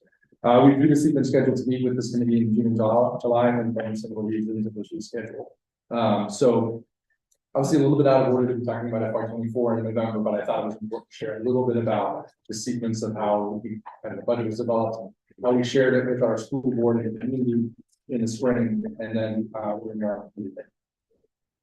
Okay. So with that, I will turn us back to slide 3. And as I mentioned, the first part of this budget is just to share a little bit of an overview of our budget and how it's changed over time. So what you'll see here is our local budget. That is the majority of funds that come into the district. And consists of city aid, state aid, and then other aid. City aid is I think self-explanatory. We'll talk more about the different components of that. State aid, we'll talk about the components of that. Other, which is relatively small, includes things like Medicaid reimbursement, and then small miscellaneous items. So the vast majority, about 2/3 of our local budget comes from the state, and that has increased in proportion over time. About 1/3 comes from local sources. And so what you'll note here, just to call the folks' attention, what that has meant is roughly 2 to 2.3% increase over the past decade. The state aid has grown a little over 3%, and city aid has been a little right around 0.4% in terms of growth over time. I'll just also note that you can see the orange bar, which represents state aid, has kind of slowed down in terms of growth in the past few years, and that's because our state aid is directly tied to student enrollment. So in the prior years, you saw growth of maybe $7 to $8 million. Over the past few years, it has slowed as we've seen some declines in enrollment, and that ties a little bit to the presentation of district facilities. So that's kind of big picture, our local budget over the past decade. If you then turn to slide 4, this zooms in on city aid. So city aid, I think it's important to note, covers all students in Providence that go to public school, whether that is PPSD, a charter school, the Met or Davies, or out of district CTE program. So while all those city funds come to the district, we are then obligated to provide on a per pupil basis spending to students in those other public schools in the system.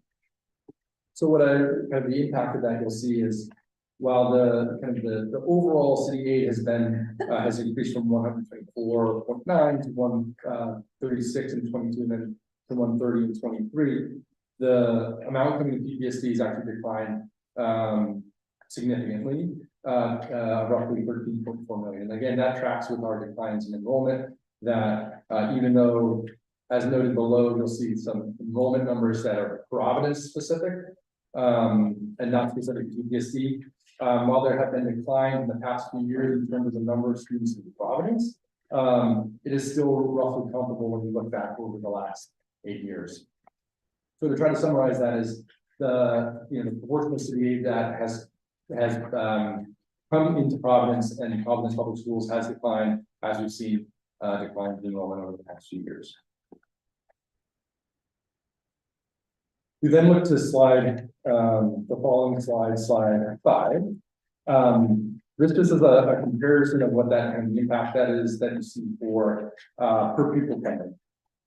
So to spend a little bit of time on this slide, what you'll note is the blue line represents per pupil funding for all students in Providence, both PPSC and charter. So the top line city aid we saw on the last slide is the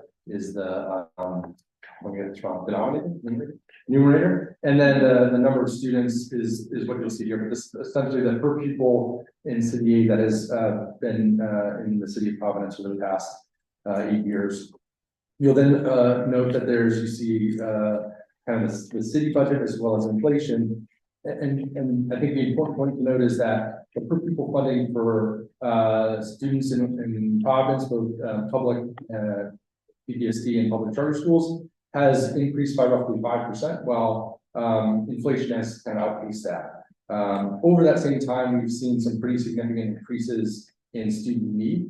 So we've seen growth of roughly 22% of our students being multilingual learners, so roughly 36 in this FY23. So I think we share this both to give an understanding of how our budget has changed over the past few years, but also as it informs how we approach our budget, because it is often like the city and other districts, frankly, is making how you make trade-offs, right? And how you look at changes in enrollment, changes in funding, and then make sure you're still able to do as much as you can to support students. So with that, I'll transition a little bit to our budget philosophy and our budget approach. Slide 6, what you see on the left are the pillars of our turnaround action plan: excellence in learning, world-class talent, engaged communities, and efficient district systems. So the turnaround action plan was a set of goals, initiatives that were developed in conjunction with the community prior or during the state intervention, and it served as our North Star to how we then make investments in our schools. So when we look to use our local dollars in areas of investment or making trade-offs, it is aligned to the goals and initiatives outlined in the turnaround action plan. Like many districts, we've received stimulus dollars over the past 3 years due to the significant impact that COVID-19 has had on our students. And we've used those to accelerate, in some cases, initiatives that were aligned to these various pillars. We've also moved to a more school-based decision-making around budgets. So that means our allocations are driven by the number of students and student needs of each school. And then principals in this, we got our first school out this year, we're afforded more opportunity and autonomy in making decisions around their school budgets based on the needs of the students in their government. So slide 7, I think illustrates a little bit of how we then turn this budget philosophy into action. And so what you'll see here is some information from around our support for multilingual learners. So in 2018, many may be aware, there was a Department of Justice finding and ultimately a settlement agreement reached due to the failure on the district's part to adequately support multilingual learners. So what that meant and what the findings of that report indicated were failure to inadequately implement English language learner programming, failure to staff English language learner classrooms for the appropriate and teachers, lack of sufficient materials to implement English language learning programs, and then the challenges with effectively communicating with parents when they're proficiency. So those are findings that we needed to address and have been under working closely with the Department of Justice over the past few years. At that same time, and this is kind of a point I did earlier, those findings were in place, but we also continue to see growth in the number and the percentage of multilingual learners in the district. So last year it was at that 36% I noted, and this year, as of October 1, it is at 38%. Which is significant, and I think important to note is it well surpasses any other the Big Four in Rhode Island, the Rhode Island state average, but also many other districts around the country. So when you look at Worcester, Boston, Bridgeport, Hartford, and New York, some like Worcester and Hartford may be more comparable to PPSC. We just had a significant need in our district that has grown over time. So that was a challenge that we faced as a district. And what we saw on slide 8 is a kind of a series of investments. This was not all done at one time, but frankly, a coordinated series of investments to address some of these challenges. So that involved not just spending more money, but making trade-offs that we thought were an investment for such students. So to walk through some of the trade-offs we made, how those led to investments, and then what the outcomes we've seen have been. So one of the things we look closely at in the school district is scheduling. It has a tremendous impact on resource allocation and also the ability for students to spend time in core content classes. And we had seen that based on prior kind of approaches to scheduling, we were had more staff than were necessary at the secondary level.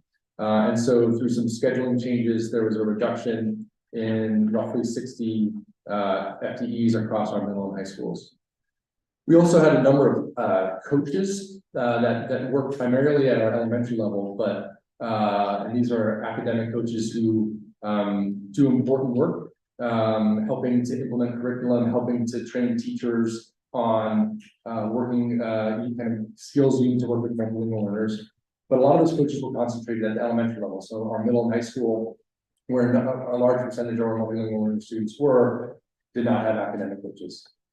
So through those trade-offs, we then were able to spread coaches out across all of our schools. So all of our elementary, middle, and high schools have math and literacy coaches, and that was through those scheduling reductions we made, as well as reallocation of coaches. And then through local title and other funds, have been able to invest significantly in professional development of those staff. We've also, knowing that a key goal was having, as noted by the DOJ, was increasing the number of teachers who had ESL certification. We provided significant one-time reimbursement for our teachers to obtain their ESL certification, and then also made investments in high-quality curriculum. What that has led to has been, we've seen dramatic increases in improvements for our students, particularly those who are recently exited MLS, who have recently exited MLL status. So those students have performed, their proficiency rates were close to 28%, which outpaces the general population at roughly 20%. And so there's certainly a much more work to do. But it was heartening to see this in an area we made significant investments, that those students who spend time in our MLL programs and they exit have seen greater results. May I just stop you for a minute? Can you talk a little bit about those outcomes again? Because I'm not understanding based on, can you go through that one more time? Sure, and the superintendent can. Yes, please. If we could have a little more detail on that, I'm just. So for students who fail, So let me just bring it back for a minute, because when we were with DOJ, we had to make sure that we were servicing our students, which are MLL students, some of our MLL students. And because we didn't have sufficient teachers to service our MLL students, we had taken the initiative to say, okay, what can we do to make sure that we meet our students' needs? So one of the things that we did as a district, we gave that, if you look at the investments, if you look at teachers with ESL certification, we started off first at saying the teachers that go and get ESL certified, we was gonna pay a portion of it, of whatever it is for the license. And then we noticed, listening and hearing teachers that this was a burden for them to have to pay the other half. So then we said, okay, we're gonna take it a step further, and we paid, I think it's almost 500 teachers. Yeah. Almost 500 teachers who are now certified. And as a district, we actually ended up paying for those 500 teachers to get certified in ESL. So that's one portion of it that we're looking at. And now, because we've been investing in the area of our multilingual learners, we're looking to see what was the impact of all this investment that we have made, which is going to turn to the third column, which is your outcome. And in your outcome, we show that our students who were MLLs outperformed the regular ed students to the point of 25, almost 28%, right? 27.5%. Those they at or above in their right cast, in their right cast basis. So it's showing that there's a trend in the work that we're doing, making sure we're getting our teachers certified so they can actually do the work, because as it showed me in the slide before, we up to about 38%, 38.1% of our students are NLL students. Okay, and that they, and so the success is that they outperform students who are not, We're never identified as vulnerable. okay. All right, great, thank you.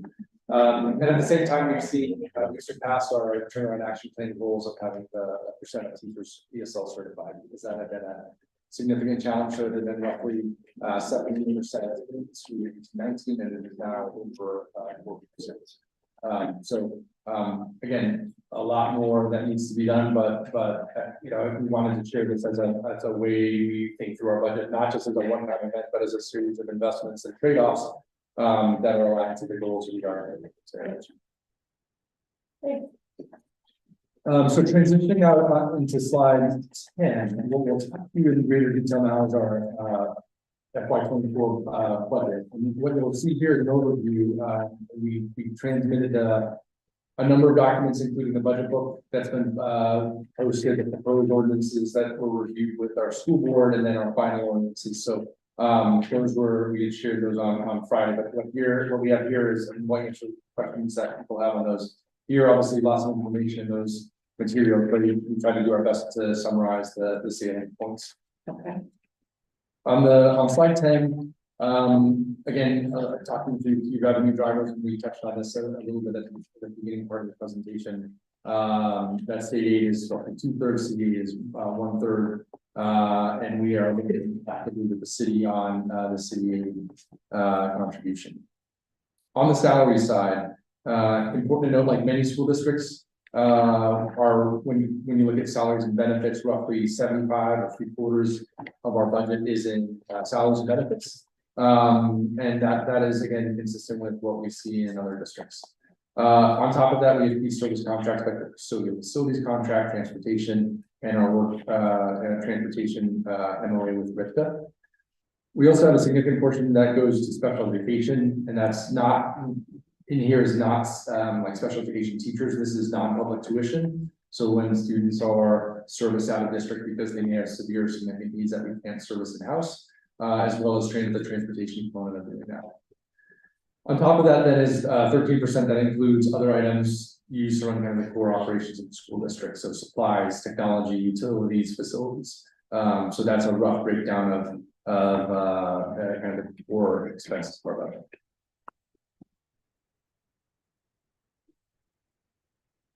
When we look at slide 11, this is on, so those were some of the kind of expense overview. This is a kind of crosswalk of revenue between our FY23 budget, our FY24 budget, and our FY24 final budget. And what you'll see on the right-hand side is the change between the FY24 final budget and the FY23 budget. That top column, and then I'll dive into each in a little greater detail.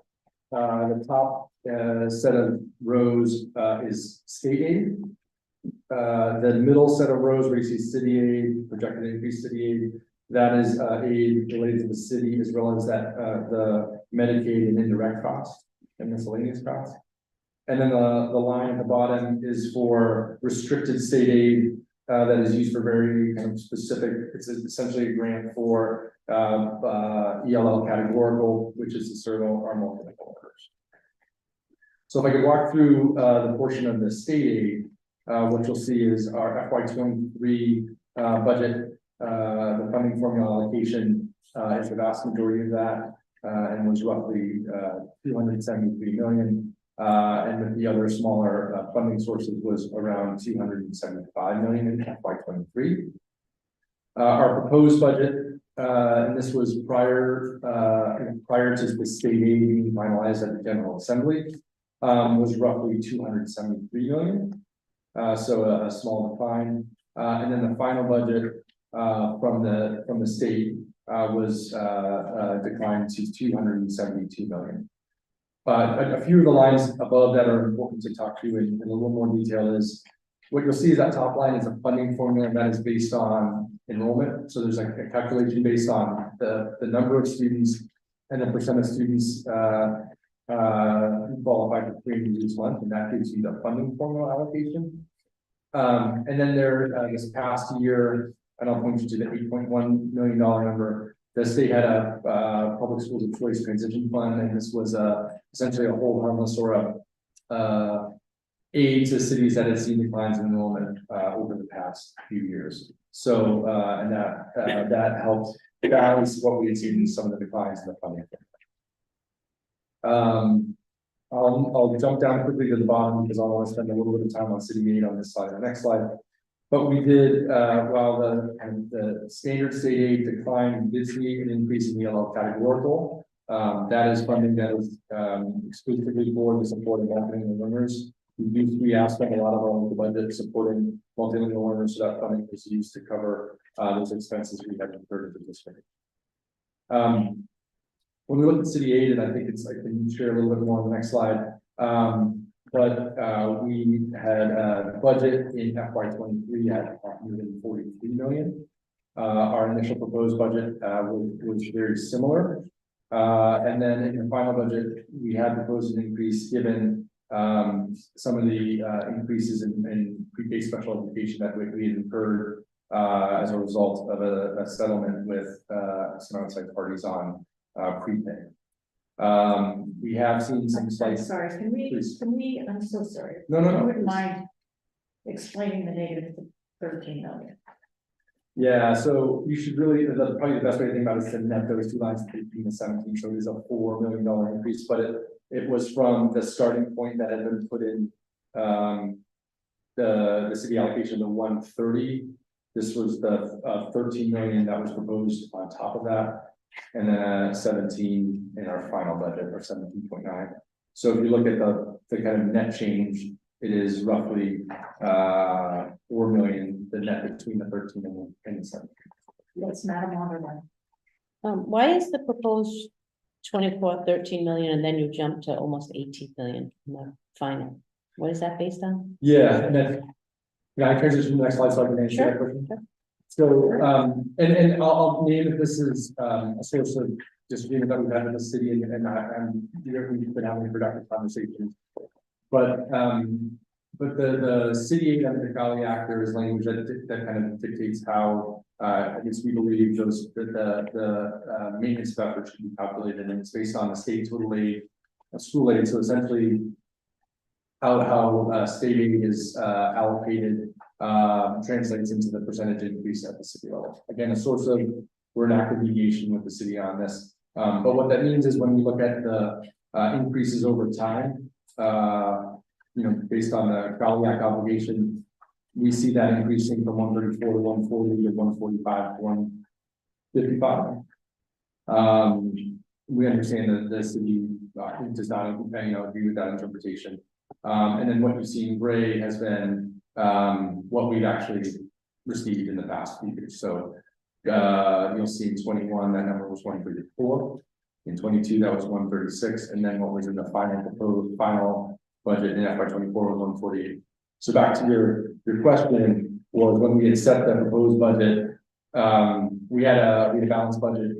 We then had to add, we were required to add pre-K classrooms and pre-K screeners based on litigation with an outside party about lack of screening and support for pre-K students. So it is still under the total amount that we can use kind of do under the Crowley Act. We didn't ask for that full amount, but that we didn't feel, given that increase, in the summer, that felt like Yes, please. I don't want to get into the mediation conversation, but if the city was found clear for fiscal 21, 22, 23, and they were held harmless, et cetera, and the settlement, how do you jump right up to that number? Why aren't we back at 130 million? I'd say that's something we're mediating. I mean, Okay. Yeah. All right, I just want to bring that I up. respect, yeah. Okay.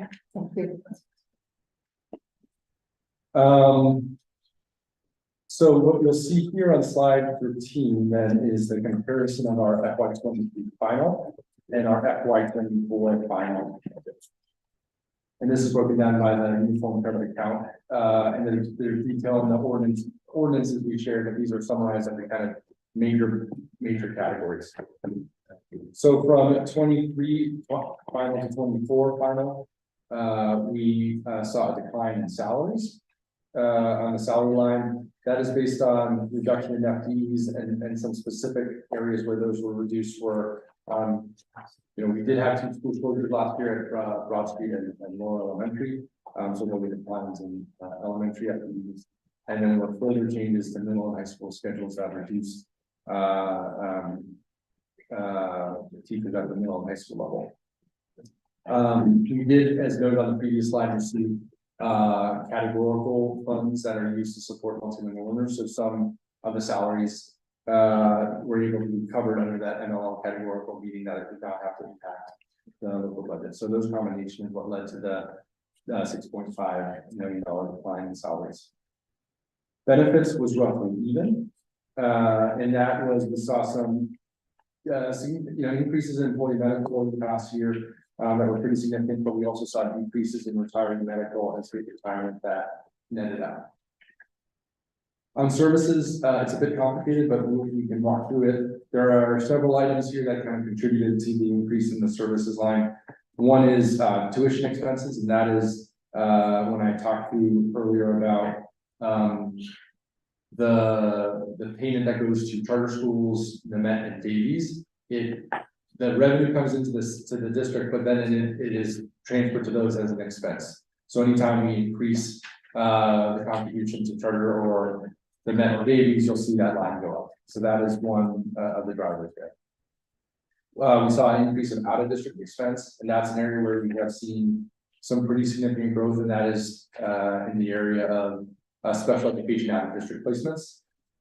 Given both the needs we've seen of students coming out of the pandemic, as well as challenges with finding staffing to cover all of our classrooms, and just the more severe needs that we're seeing in students, we have seen an increase in the number of students that are sent to out-of-district placements, which contributed to that the services increase.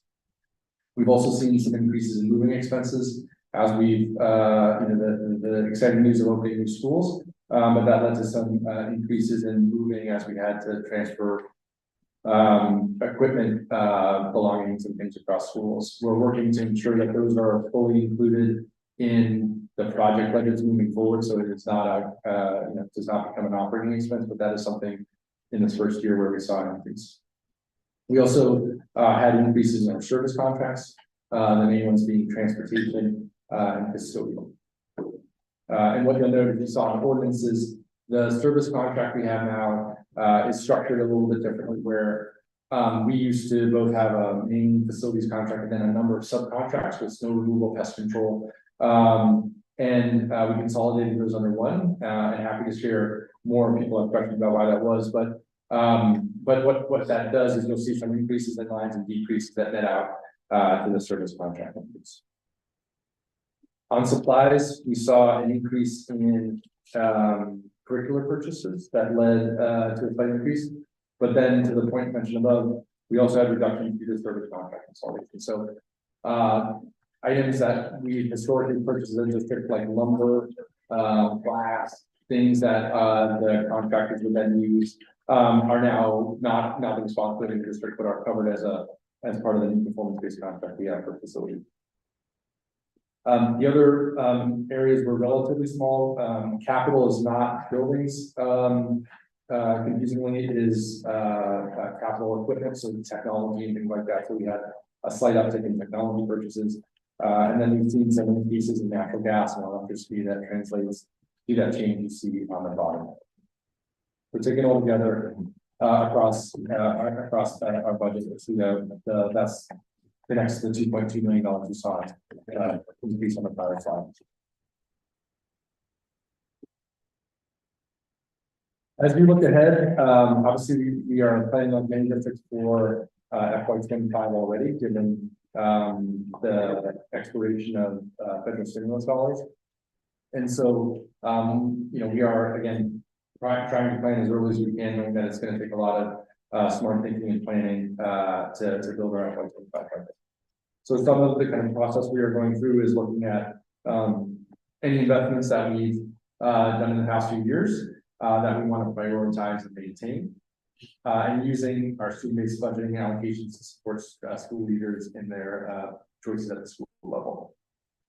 We will certainly need to identify potential areas for cost savings. So over the past few years, we've made consistently reductions in staff as we've seen enrollment changes. But we'll need to look further into reductions in central office support positions, shared resources across smaller schools, and then potential for efficiencies in transportation.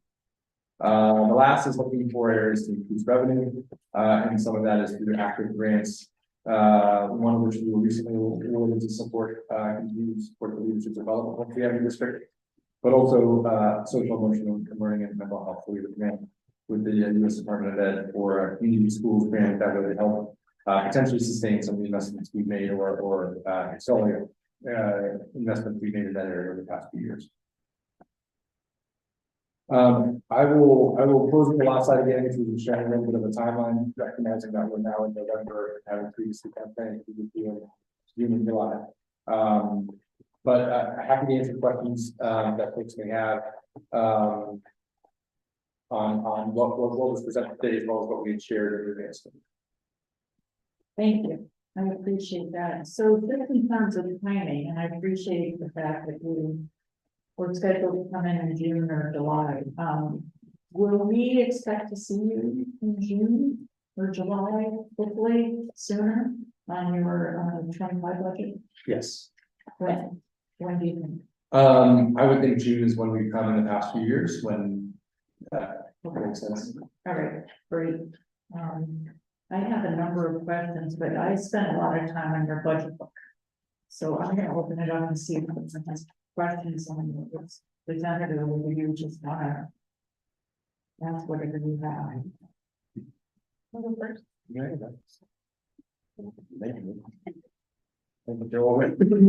first question, just for full clarity.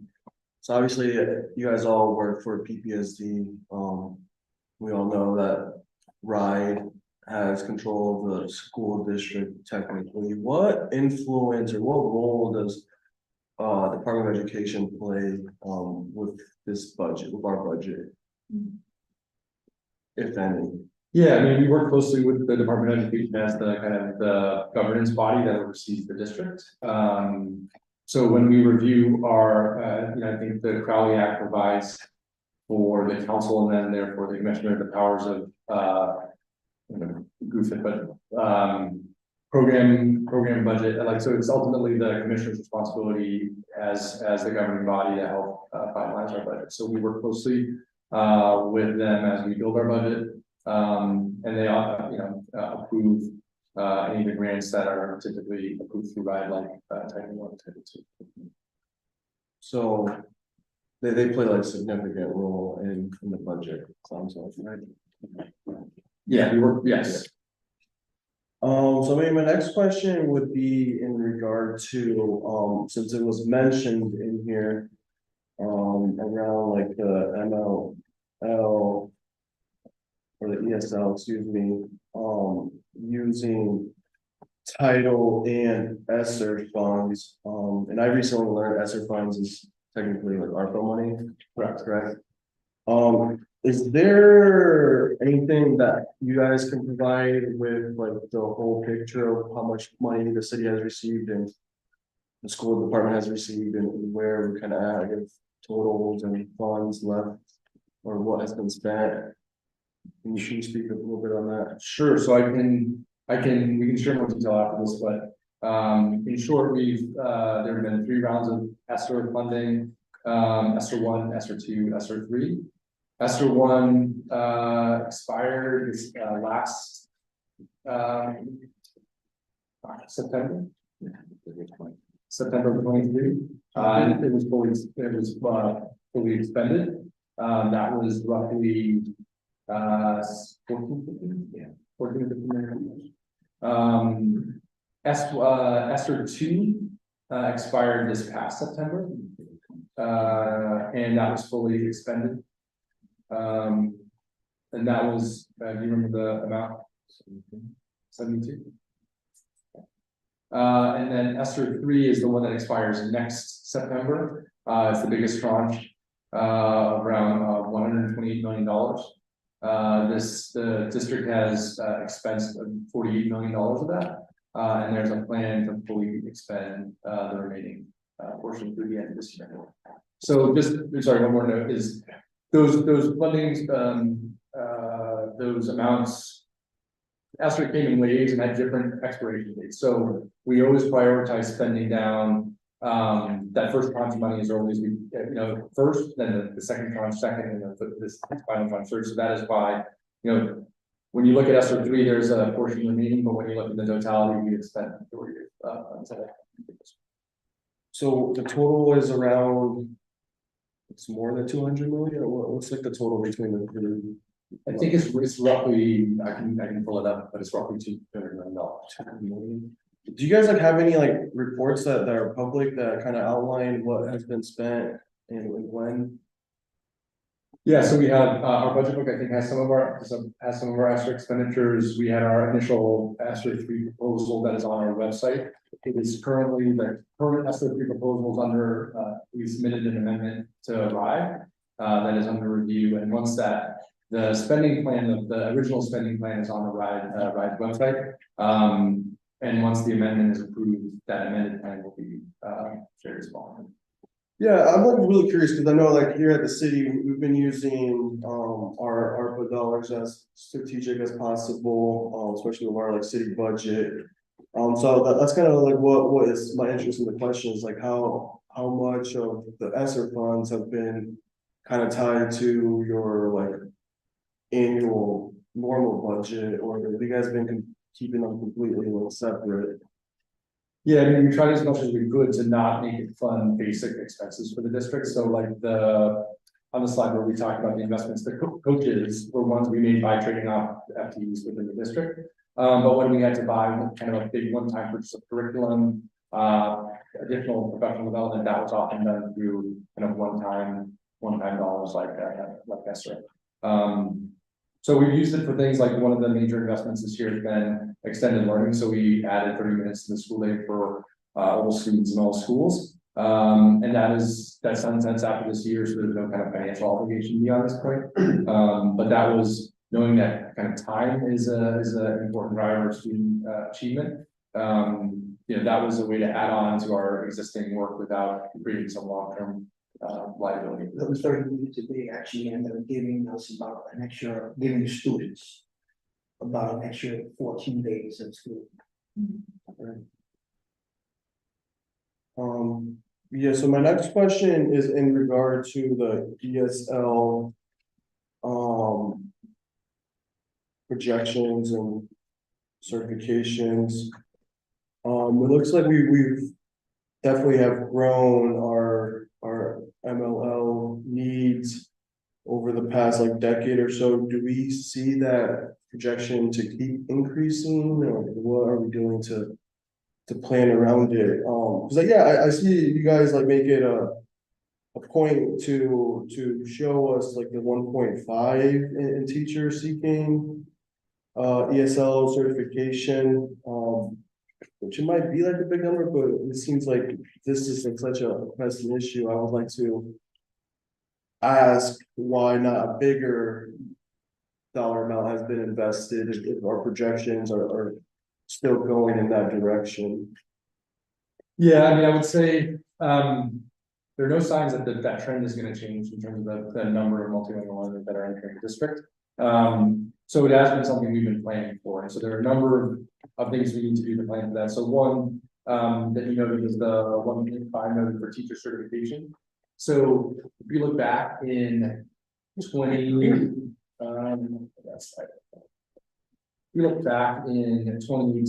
less than 20% of our teachers had ESL certification, meaning they could only students could only work with a small number of teachers. We often had what they call sheltered classrooms, meaning it was a group of multilingual learners that only worked with peers that were also multilingual learners. But as we've been able to expand ESL certification, that means that we don't have to there are seats for ESL and multilingual learners in all of our schools rather than being in very sheltered and specific programs. So that investment that would be the 1.5 is just really around tuition, tuition reimbursement we've given our teachers, and that we move from, our goal is 52%, to have 50, like more than half of our teachers ESL certified, and we move from 20 to 40. So that's one way that we, we should pass that goal, but it helps us understand as more students come in that we don't have like, restrictions on the seats they can go into because we certify more teachers. Through professional development and curriculum too, those are investments that, invest in our staff because we want to, our staff will be with us and can better serve the students, but we also know the importance of high quality curriculum. That is, if you can make a one-time big investment with small recurring costs after that, it can benefit our students beyond that. So that curriculum, like our ELA curriculum, is one we purchased not just in English, but in English and Spanish, so that our that can work with the ESL certified teacher. Yeah, I mean, would it make sense to shoot for like having every teacher in our public school district like ESL certified? Like, what does that look like? Is that? It would be fantastic if we could do that. I would say some of the practical challenges we face are, particularly for high need subjects like special education, math, finding someone who is either already duly certified in those areas or willing to get duly certified can be a challenge. A lot of what the ESL certification goes to is to support a specific block called English language development that those students get during the day. And so it would be helpful if everyone had a certification, but it's just because it would give them the skills, more people the skills to work with our multilingual learners. It doesn't necessarily make it easier to provide kind of the direct service delivery of what an ESL they provide in ELD, because there's only so many periods in the day to do that. That said, like, if we could get to 100%, it would be fantastic. I do think, we've made progress, but we've seen some practical challenges, particularly in areas where it's already kind of hard to find teachers, and finding people with multiple certifications can be a challenge. Yeah, no, that makes sense. Thank you. My last question, so like every time like a city department comes in and just goes over their budget, like one of like for me at least, like the most interesting thing, where you really learn the most is an org chart, and I'm not seeing one here. Is that something that you guys would be able to provide to the members of this committee? Yes. Thank you. That's wonderful. Thank you, Chairwoman. And mine are mostly based on the budget book, is that all right? Yes, is it all right if we have some time to spend some time on that today? Yeah. Thank you, and thank you for this presentation, very helpful, and glad to see you guys. To follow up on Councilman Sanchez's questions about MLL, are we finding that most of the students are multi-language in English and Spanish, or are there other languages that we're trying to hire up for? Yeah, so the vast majority are in Spanish, but we certainly have, the top 5, we have concentrations of other populations that speak different languages, but the vast majority are Spanish. And then completely different topic. In the budget book and also on the last page of your PowerPoint, there's the phrase student-based budgeting quite a bit. Can you explain what student-based budgeting is? Yeah, so let me share a little bit about what was done before student-based budgeting and what it looks like now. So historically, budgets were allocated to schools typically based on staff. So we would say this school needs 10 teachers, AP, a principal, a clerk, and then they would have a small, typically like 3% of what the total spend at that school is in discretionary funds. And that would be for copy paper, the other non-personnel items. And what we found, the challenge with that is that two things happen that can throw that out of whack is student enrollment changes at different schools, right? So you have a school adds 100 and then another school loses 100, and unless you are monitoring that kind of super closely each year, it can lead to inequities. So you'll have a school that, one school has 200 students more, but has the same number of admin or clerks or something, that there wasn't just like a natural mechanism for adjusting it.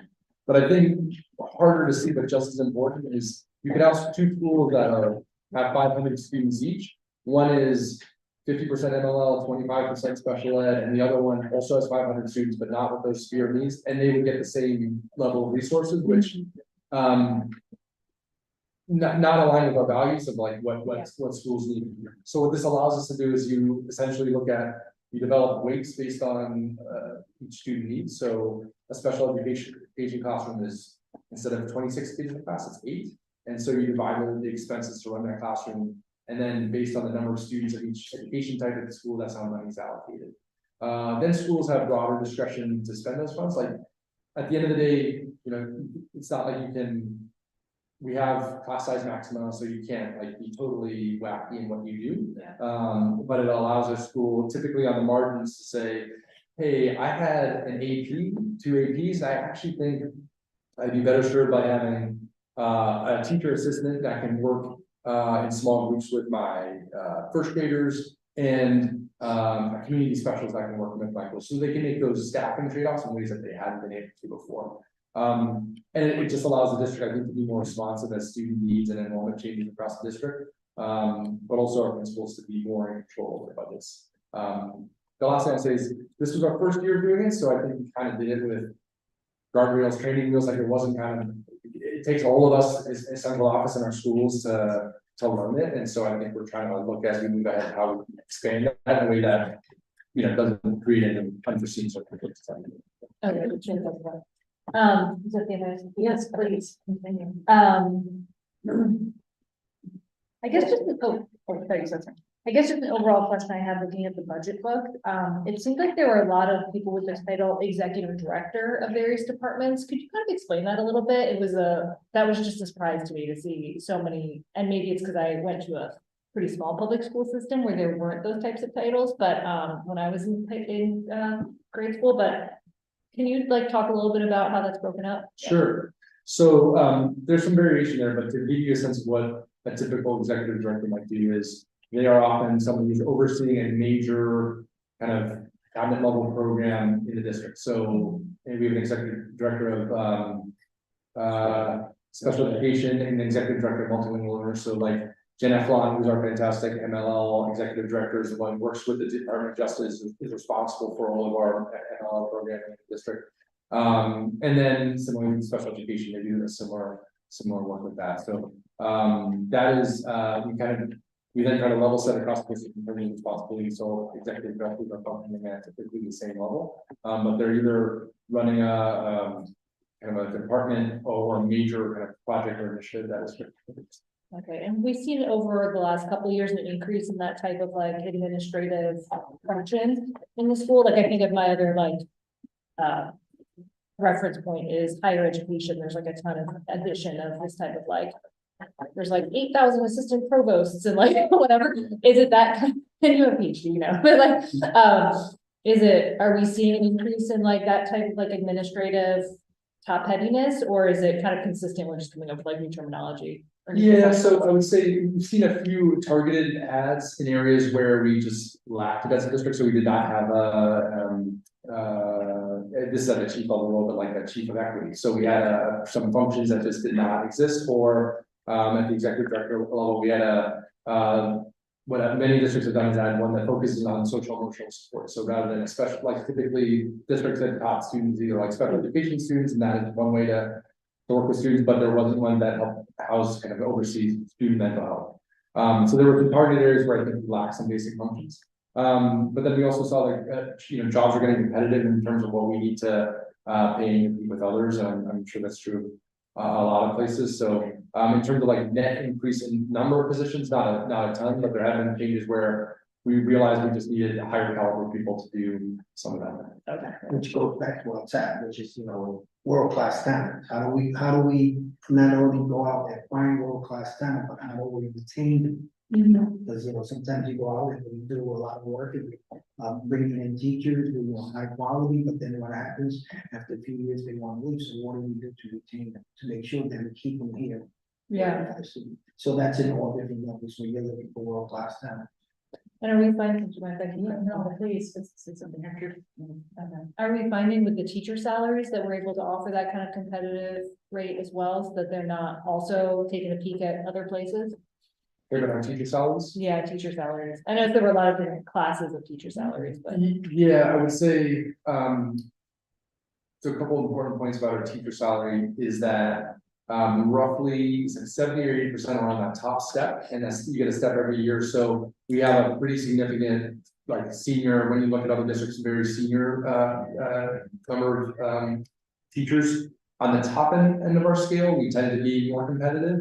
On the starting teacher salaries, where we see some challenges in terms of competitiveness. And I would say we're probably around average in Rhode Island, but we are often having to compete with Worcester, Springfield, other urbans in the region. So you know, we've in part through ESSER dollars, we've added signing bonuses for our hard to staff areas like special education, that in part to compensate, particularly for those individuals coming in new to the profession, that would at least give them a temporary bump. But in general, our top end tends to be a little more competitive. Our early career salaries are ones that are probably on par with the state of Rhode Island, but lag other urban districts. Okay, and if we have a lot of people at the top step, is it just based on longevity? Is there any sort of like performance metric? I assume that's all negotiated with the unions. But... Yes, it's based on longevity. Okay. A couple more, if that's okay. Joe, please. You know, I've been like all Saturday and Sunday on your budget, you guys. But you answered a lot of my questions. Your presentation is great. I think you said in your presentation that the salaries are down 7 million, basically just because of changes to staffing and the reduction of the 3,000 students. Is that, I just make sure I heard that right? Yeah, I'd say there's two components of it. There was reductions based on the like enrollment changes, closures, or through scheduling changes. There was some portion of the salaries that were moved based on our categorical funds that long-winded way of saying our categorical funds are there to support multilingual learners. We as a district have been investing in multilingual as opposite of that. So the increase in the ELL categorical allowed us to shift some salaries onto that to free up funds to spend on salaries. So it was a combination of an additional categorical funding source, but also the reductions in staff from the prior year. Okay. And then there were two places where I saw reductions. I just had questions on. There was a $815,000 reduction in homeless funding. Do you know what that is from? And I forgot to write the page number down on my notes, which all the rest of my thing. Page 11, yeah. Yeah, are we talking about state aid or federal dollars? Do you see it on yours, page 11? It's on like the top part of it, so I believe the top is Oh, I'm sorry, in the slide deck. Yeah. That was. Wait, oh. Yeah, under. I'm sorry, that had been proposed, Yeah, it was proposed in under the governor's, final. I think it was in the governor's budget. So the governor cut it. That, and then the legislature was not included in the final passage. Oh, okay, so that wasn't a decision by the state. Major bummer, that we can get that. And then also just thinking about other sources of funding, are we still, I know from 2016 to 2019, this was true, but I haven't followed it since. Do we still do community eligibility for school meals since we have like 80% or something of eligibility? Yeah, so we, all students are able to eat in Providence with hot lunch form, which is fantastic. Yeah. I will note, we've seen, not to go down this rabbit hole, but we've seen, because of declining, the way we get that number is based on direct certification from the state. I think it's for students and families that qualify for SNAP. For whatever reason, that number has gone down, and I don't know if it's because of families need to be recertified. So we're still, I think this is our last year CEP, and so we're just monitoring that closely, because that we are. It is very surprising that number has gone down, because I don't think that the level of poverty has gone down. Not at all. So we're just monitoring. I think it has something to do with recertification and how they process those. Is it DHS that does? Yeah, DHS has to process the staff. Yeah, that is. The staffing shortages at DHS are causing that would be a real problem. Okay. Yeah, that's what we've been hearing, staff shortages. There was all issues with their software as well. Yeah, because that was supposed to make it easier. DHS was already doing the certifications. It was supposed to make it easier for you guys. Do that, and if you're a parent like I am, like you get bugged about your lunch form, even though it doesn't mean you get to eat Yeah. lunch, but it helps the district. Yeah. And, but it directs your patients a far easier way to do it, and spends less time chasing, forms. Yeah. I think I have just one more, let me see. Oh, on page, hold on, let me just open up the right document. One sec. Scrolling interlude. Just want to make sure I'm referencing the right thing.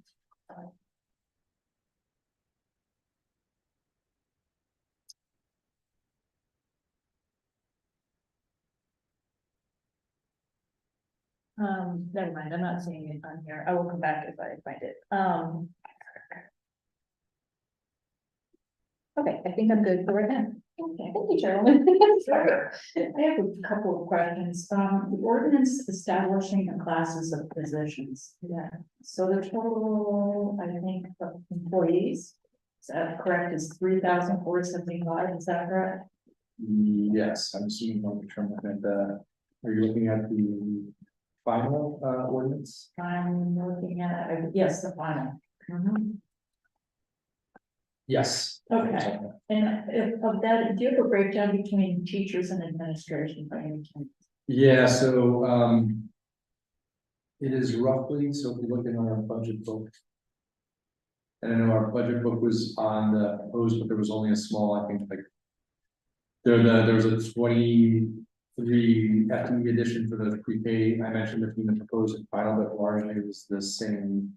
And so when you look in our budget book, it's 22, we have about 1,925 teachers, so a little less than 2,000. The next biggest group is 523 teacher assistants. The next one of that is other, which includes non-certified staff, some staff in central office and some in schools. 100 school administrators, so that's principals and assistant principals. And then the next biggest group is school clerical, which is around 120. Okay, and then in terms of administration, not in the schools, do you have a number for that? It's roughly 200 individuals. The challenge is we have people that work in central office but are in school, so we have psychologists that are technically reporting out of central office. But the ones that I can give you the exact number, but those that are like purely like in central office, I think it's close to 200. Chris. Okay, but not. And then a lot of my questions have been answered, but what is this pilot program for director of school operations that I saw in the budget? Yeah, so that was one of our pilots that we've done through ESSER funds, and so at a limited number of schools, and then they tend to look at schools that have that are large and have high school student needs. What we've seen in other districts, other types of schools are a different type of structure beyond.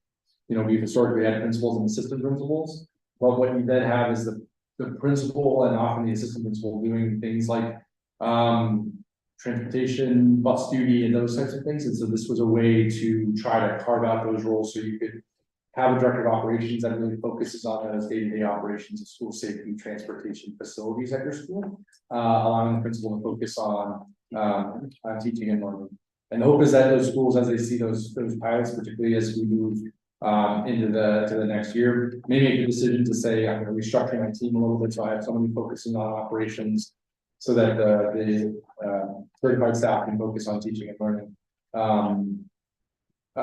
Just because otherwise it's been a little bit muddled, and we have people that, you know, we want our principals spending as much time as they can in classrooms coaching teachers. So when the funding runs out, and you're hoping they're gonna restructure based on their clearance with the school operations director. Definitely, that's right. So they might have several clerks, a community specialist or an AP, and they could consider a way to do that in a budget neutral way. Sure. Were those new people that were brought in for those positions, or were they existing employees already? It was a mix of both. So we posted it. We had some individuals who were internal that moved into those roles. We had folks who were not in the district that were hired.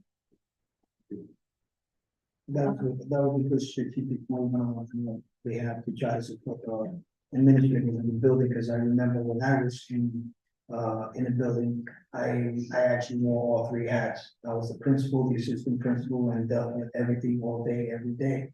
So this is a way to say that take something off the plate, so we can focus on teaching, learning, turning the school around, so that somebody else can deal with the day-to-day business. And what will happen with those directors once the funding stops? I mean, bluntly, I mean, they would either move into, they would apply into another position, or there would be potential for when with layoff and. Okay. You know, so- Okay, I also wanted to ask, on the revolving fund, the $50 million revolving fund. Do you have a detailed, any details on how that money was spent or is being spent and what's the balance in that fund is? Yeah, that was Joe DeSantis, so here, we can give you the breakdown, so we are now in this is our third year. But we can give you the breakdown. Some of the highlights have been in the first year, we did a number of boiler projects. And I think the full amount that had gone in was $8 million. I think we were able to spend all of that. Meaning we had roughly the 90% revolved back for last year, for $7 million. And that went into most of the projects that were done last year in office. So the water station, is that first year. We'll give you that breakdown or. That would be great, I appreciate that. And then do you have any other unspent funds by any chance that are not, included in your budget? Other funds that you have that you're holding for? I don't, we have there's the fund balance, which I'm happy to talk to that district has. I don't know if that is reflected in our, is not reflected in our budget. And what is that? Balance. Fund balance, yeah. So, in the spring of 2020, when the pandemic hit in March, we obviously shut our schools, did not run buses, lowered utilities, did not have subsidy coverages, so that led to savings one time. And if you recall, in June of that year, we were all trying to figure out how we would open schools the following year. So at that time, no stimulus dollars had been passed. The state budget wouldn't be passed until December. So we initially had those funds identified to support school reopening because we weren't sure how to fund that otherwise. Fortunately, the stimulus dollars came through. And now it is like the city, a set of funding that we could use should, challenging financial times happen. And one of the kind of understandings that we have is that under the state takeover, any kind of overspending by the district, like historically as a city department, if the district were to overspend, I believe the city was kind of on the hook, obligated to fund that deficit. We understand that not to be the case anymore. So this is our way of, if there were bad financial times, that the city would not have an obligation to fund any deficit. So like the kind of the rainy day or the fund balance that the city has, it's a similar mechanism. Roughly 3% of our budget should kind of challenging financial times happen, which unfortunately not something we anticipate in the coming years. So do you have an amount of that balance right now? Yeah, it's roughly $14 million. Okay. Thank you. Great. And then the other thing is, this is a question, I hope it's not going to be too burdensome, but I know in your budget book, you talk about the high quality curriculum. And I guess I was just high quality uniform curriculum. And so, that is some of the investments that are aligned to your takeover plan. And so I'm just wondering how you decide what is a high quality curriculum. If it's too in-depth an answer, that's fine. No, I'm just really curious as to how you decide what a high quality curriculum. Yeah, so I might use this up, but it is, so we ultimately are the ones that decide what qualifies. So the state passed legislation that all districts need to adopt certain levels of curricula and different subjects by a certain year. And my colleagues on the academic side could say you could give more specifics. But what defines high quality curriculum is whether it's rated as green on Ed Reports, which is a national standard for kind of curricular choices. So typically there's several curricula that institution validates, but those are the ones that are approved based on research based. But it is this third party that does that nationally, that RIDE kind of that's what qualifies as high quality. I'm sorry, and then what were the reports, Edwards? It's called Ed Reports. Edwards. Oh, I'm sorry. All right. And they have to be rated green on that Ed report. Okay. That's the follow-up on that. Yes, you can. A quick follow-up on that. How often does the curriculum change? And the context for the question is that there's a lot of teachers and retired teachers in my ward who talk to me a lot about their experience in the schools. And one of the, like, for lack of a more way of saying it, complaints that they've had is that the curriculum changes so often that like books get thrown away, or there's just like a constant change. And that's just something that like I heard from enough people that was like, okay, this isn't just one person, like a little bit, whatever. It was like a constant feeling that a large number of folks shared. Is there, to keep up with the green standard, is there that like, what is your experience of that? And So I can speak for mine, you can speak this. And you've been in this, yeah. Well, I would say so I started in the fall of 2019, and that was our first major curriculum adoption for ARC, which is the American Reading Company for ELA. And that's the curriculum we maintained since that time. We then had a math rollout. That curriculum is maintaining the same. So I think there was a fair bit more changes prior. Right. We tried to stick with it as much as we can. I'm sure there are like either smaller pockets that have changed that may have been what people are speaking about, but in general, you know, we have held a course on things like American Reading Company, our ELA curriculum that we haven't changed back and forth at least since the past 4 years. okay, so So like. in the past, right, in the past, remember when I first started, I Yeah. said, you know, you can go from one school building to another school building, and they couldn't track, they Yeah. couldn't track little Javier. If I was reading at level in this building, they couldn't take that level because it wasn't the same curriculum. Yeah. So that's why we did it unified, so it doesn't matter what school I go to, how many times I change. My grades, my data follows me, Okay. so that's where that term comes from, making sure that everybody's on the same page with the high quality. Okay. teaching. And like since 2019, there have been fewer changes. So over my Report. 30, say my age. You're only- three decades of teaching and looking at, you know, when I first came in, it was like every other year, oh, try this, oh, try that, oh, try this. yeah. So now this is where we've said, okay, this is green standards, this is high level, this is what we're looking for, this is what we're gonna use as a district, this is where we're moving. Okay. So we can follow the data, follow the story, and see the growth and the child individual growth. Okay, that's helpful. Thank you. Individual. Great, and then the last question I have is, what is the learning management system that you have listed under your efficiency? It's on page 6, I think, of your budget book. I was just curious. That must be Canvas. District-wide data, warehouse and learning management systems, I guess it's. Yeah, It's Canvas is Canvas. And then the data warehouse, Chris, is that, do you remember what that is? That's not. The idea is to bring all of those, what the superintendent was talking about, bringing all that data together and to be able to monitor progress at each school level. So that is a learning management system that brings all those data points together to monitor progress for each student. Okay. All right, I think, I don't have any more questions. Okay, Madam Auditor, go right ahead. I have a couple of questions, more than answered. Was there any contractual increases in salaries, this year? Yeah, so for the teachers, you can correct me, teachers were 2.5% for the start of the year. 1033 was 2.5. Yeah, and then similar for our friends for 239. Okay,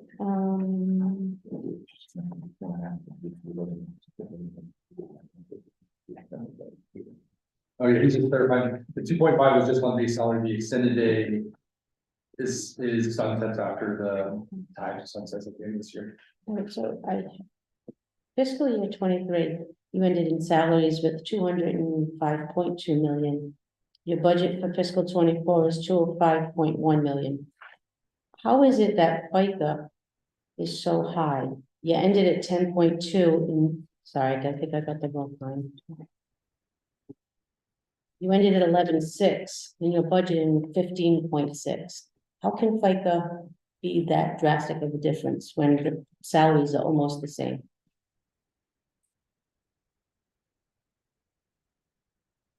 I just want to make sure I'm looking at the right line, so the, Yeah, if you, Five, if two, you three, say, oh, one. you know, it's, if we can have a conversation, I won't be able to give you the details. What, Okay. tell me specific years.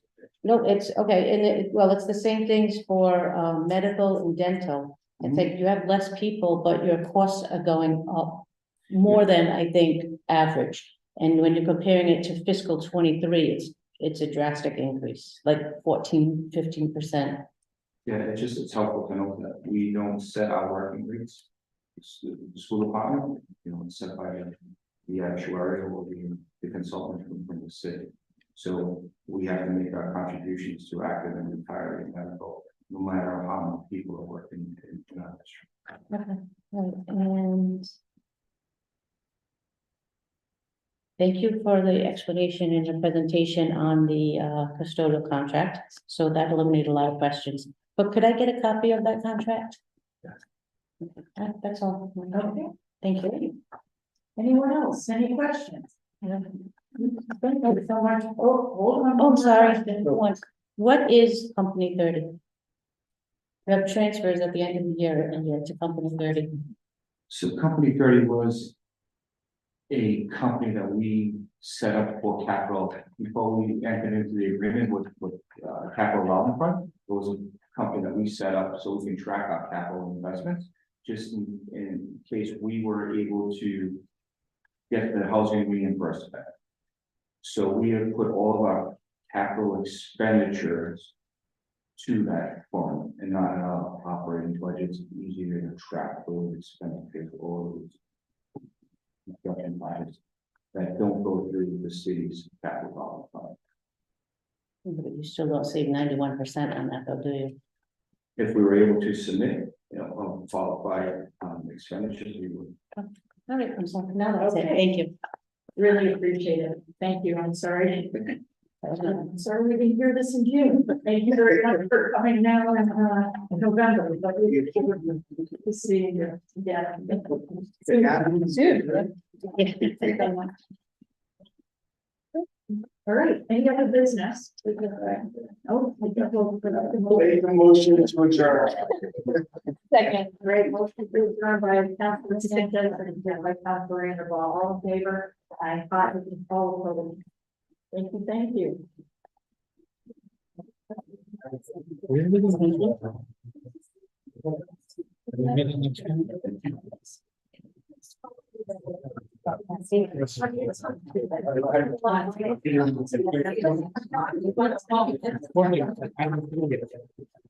I'm away, so I just didn't know. Right, okay. Councilwoman Anthony, are we having that meeting? Yes, sir. Thank you very much. Appreciate it. So, It always happens on. You're ready to have it? So, yeah. But he said no. She said no. Okay, So I'm eager to hear whenever she's okay, to come back. All right. Because someone can check it, but I'm pretty sure when we said the 25th, no, Okay. Thanksgiving week. that's just going. Yeah, she's going out the other Okay. day. So. Thank you so much. See, I need some more. thank you. Oh, Thank you.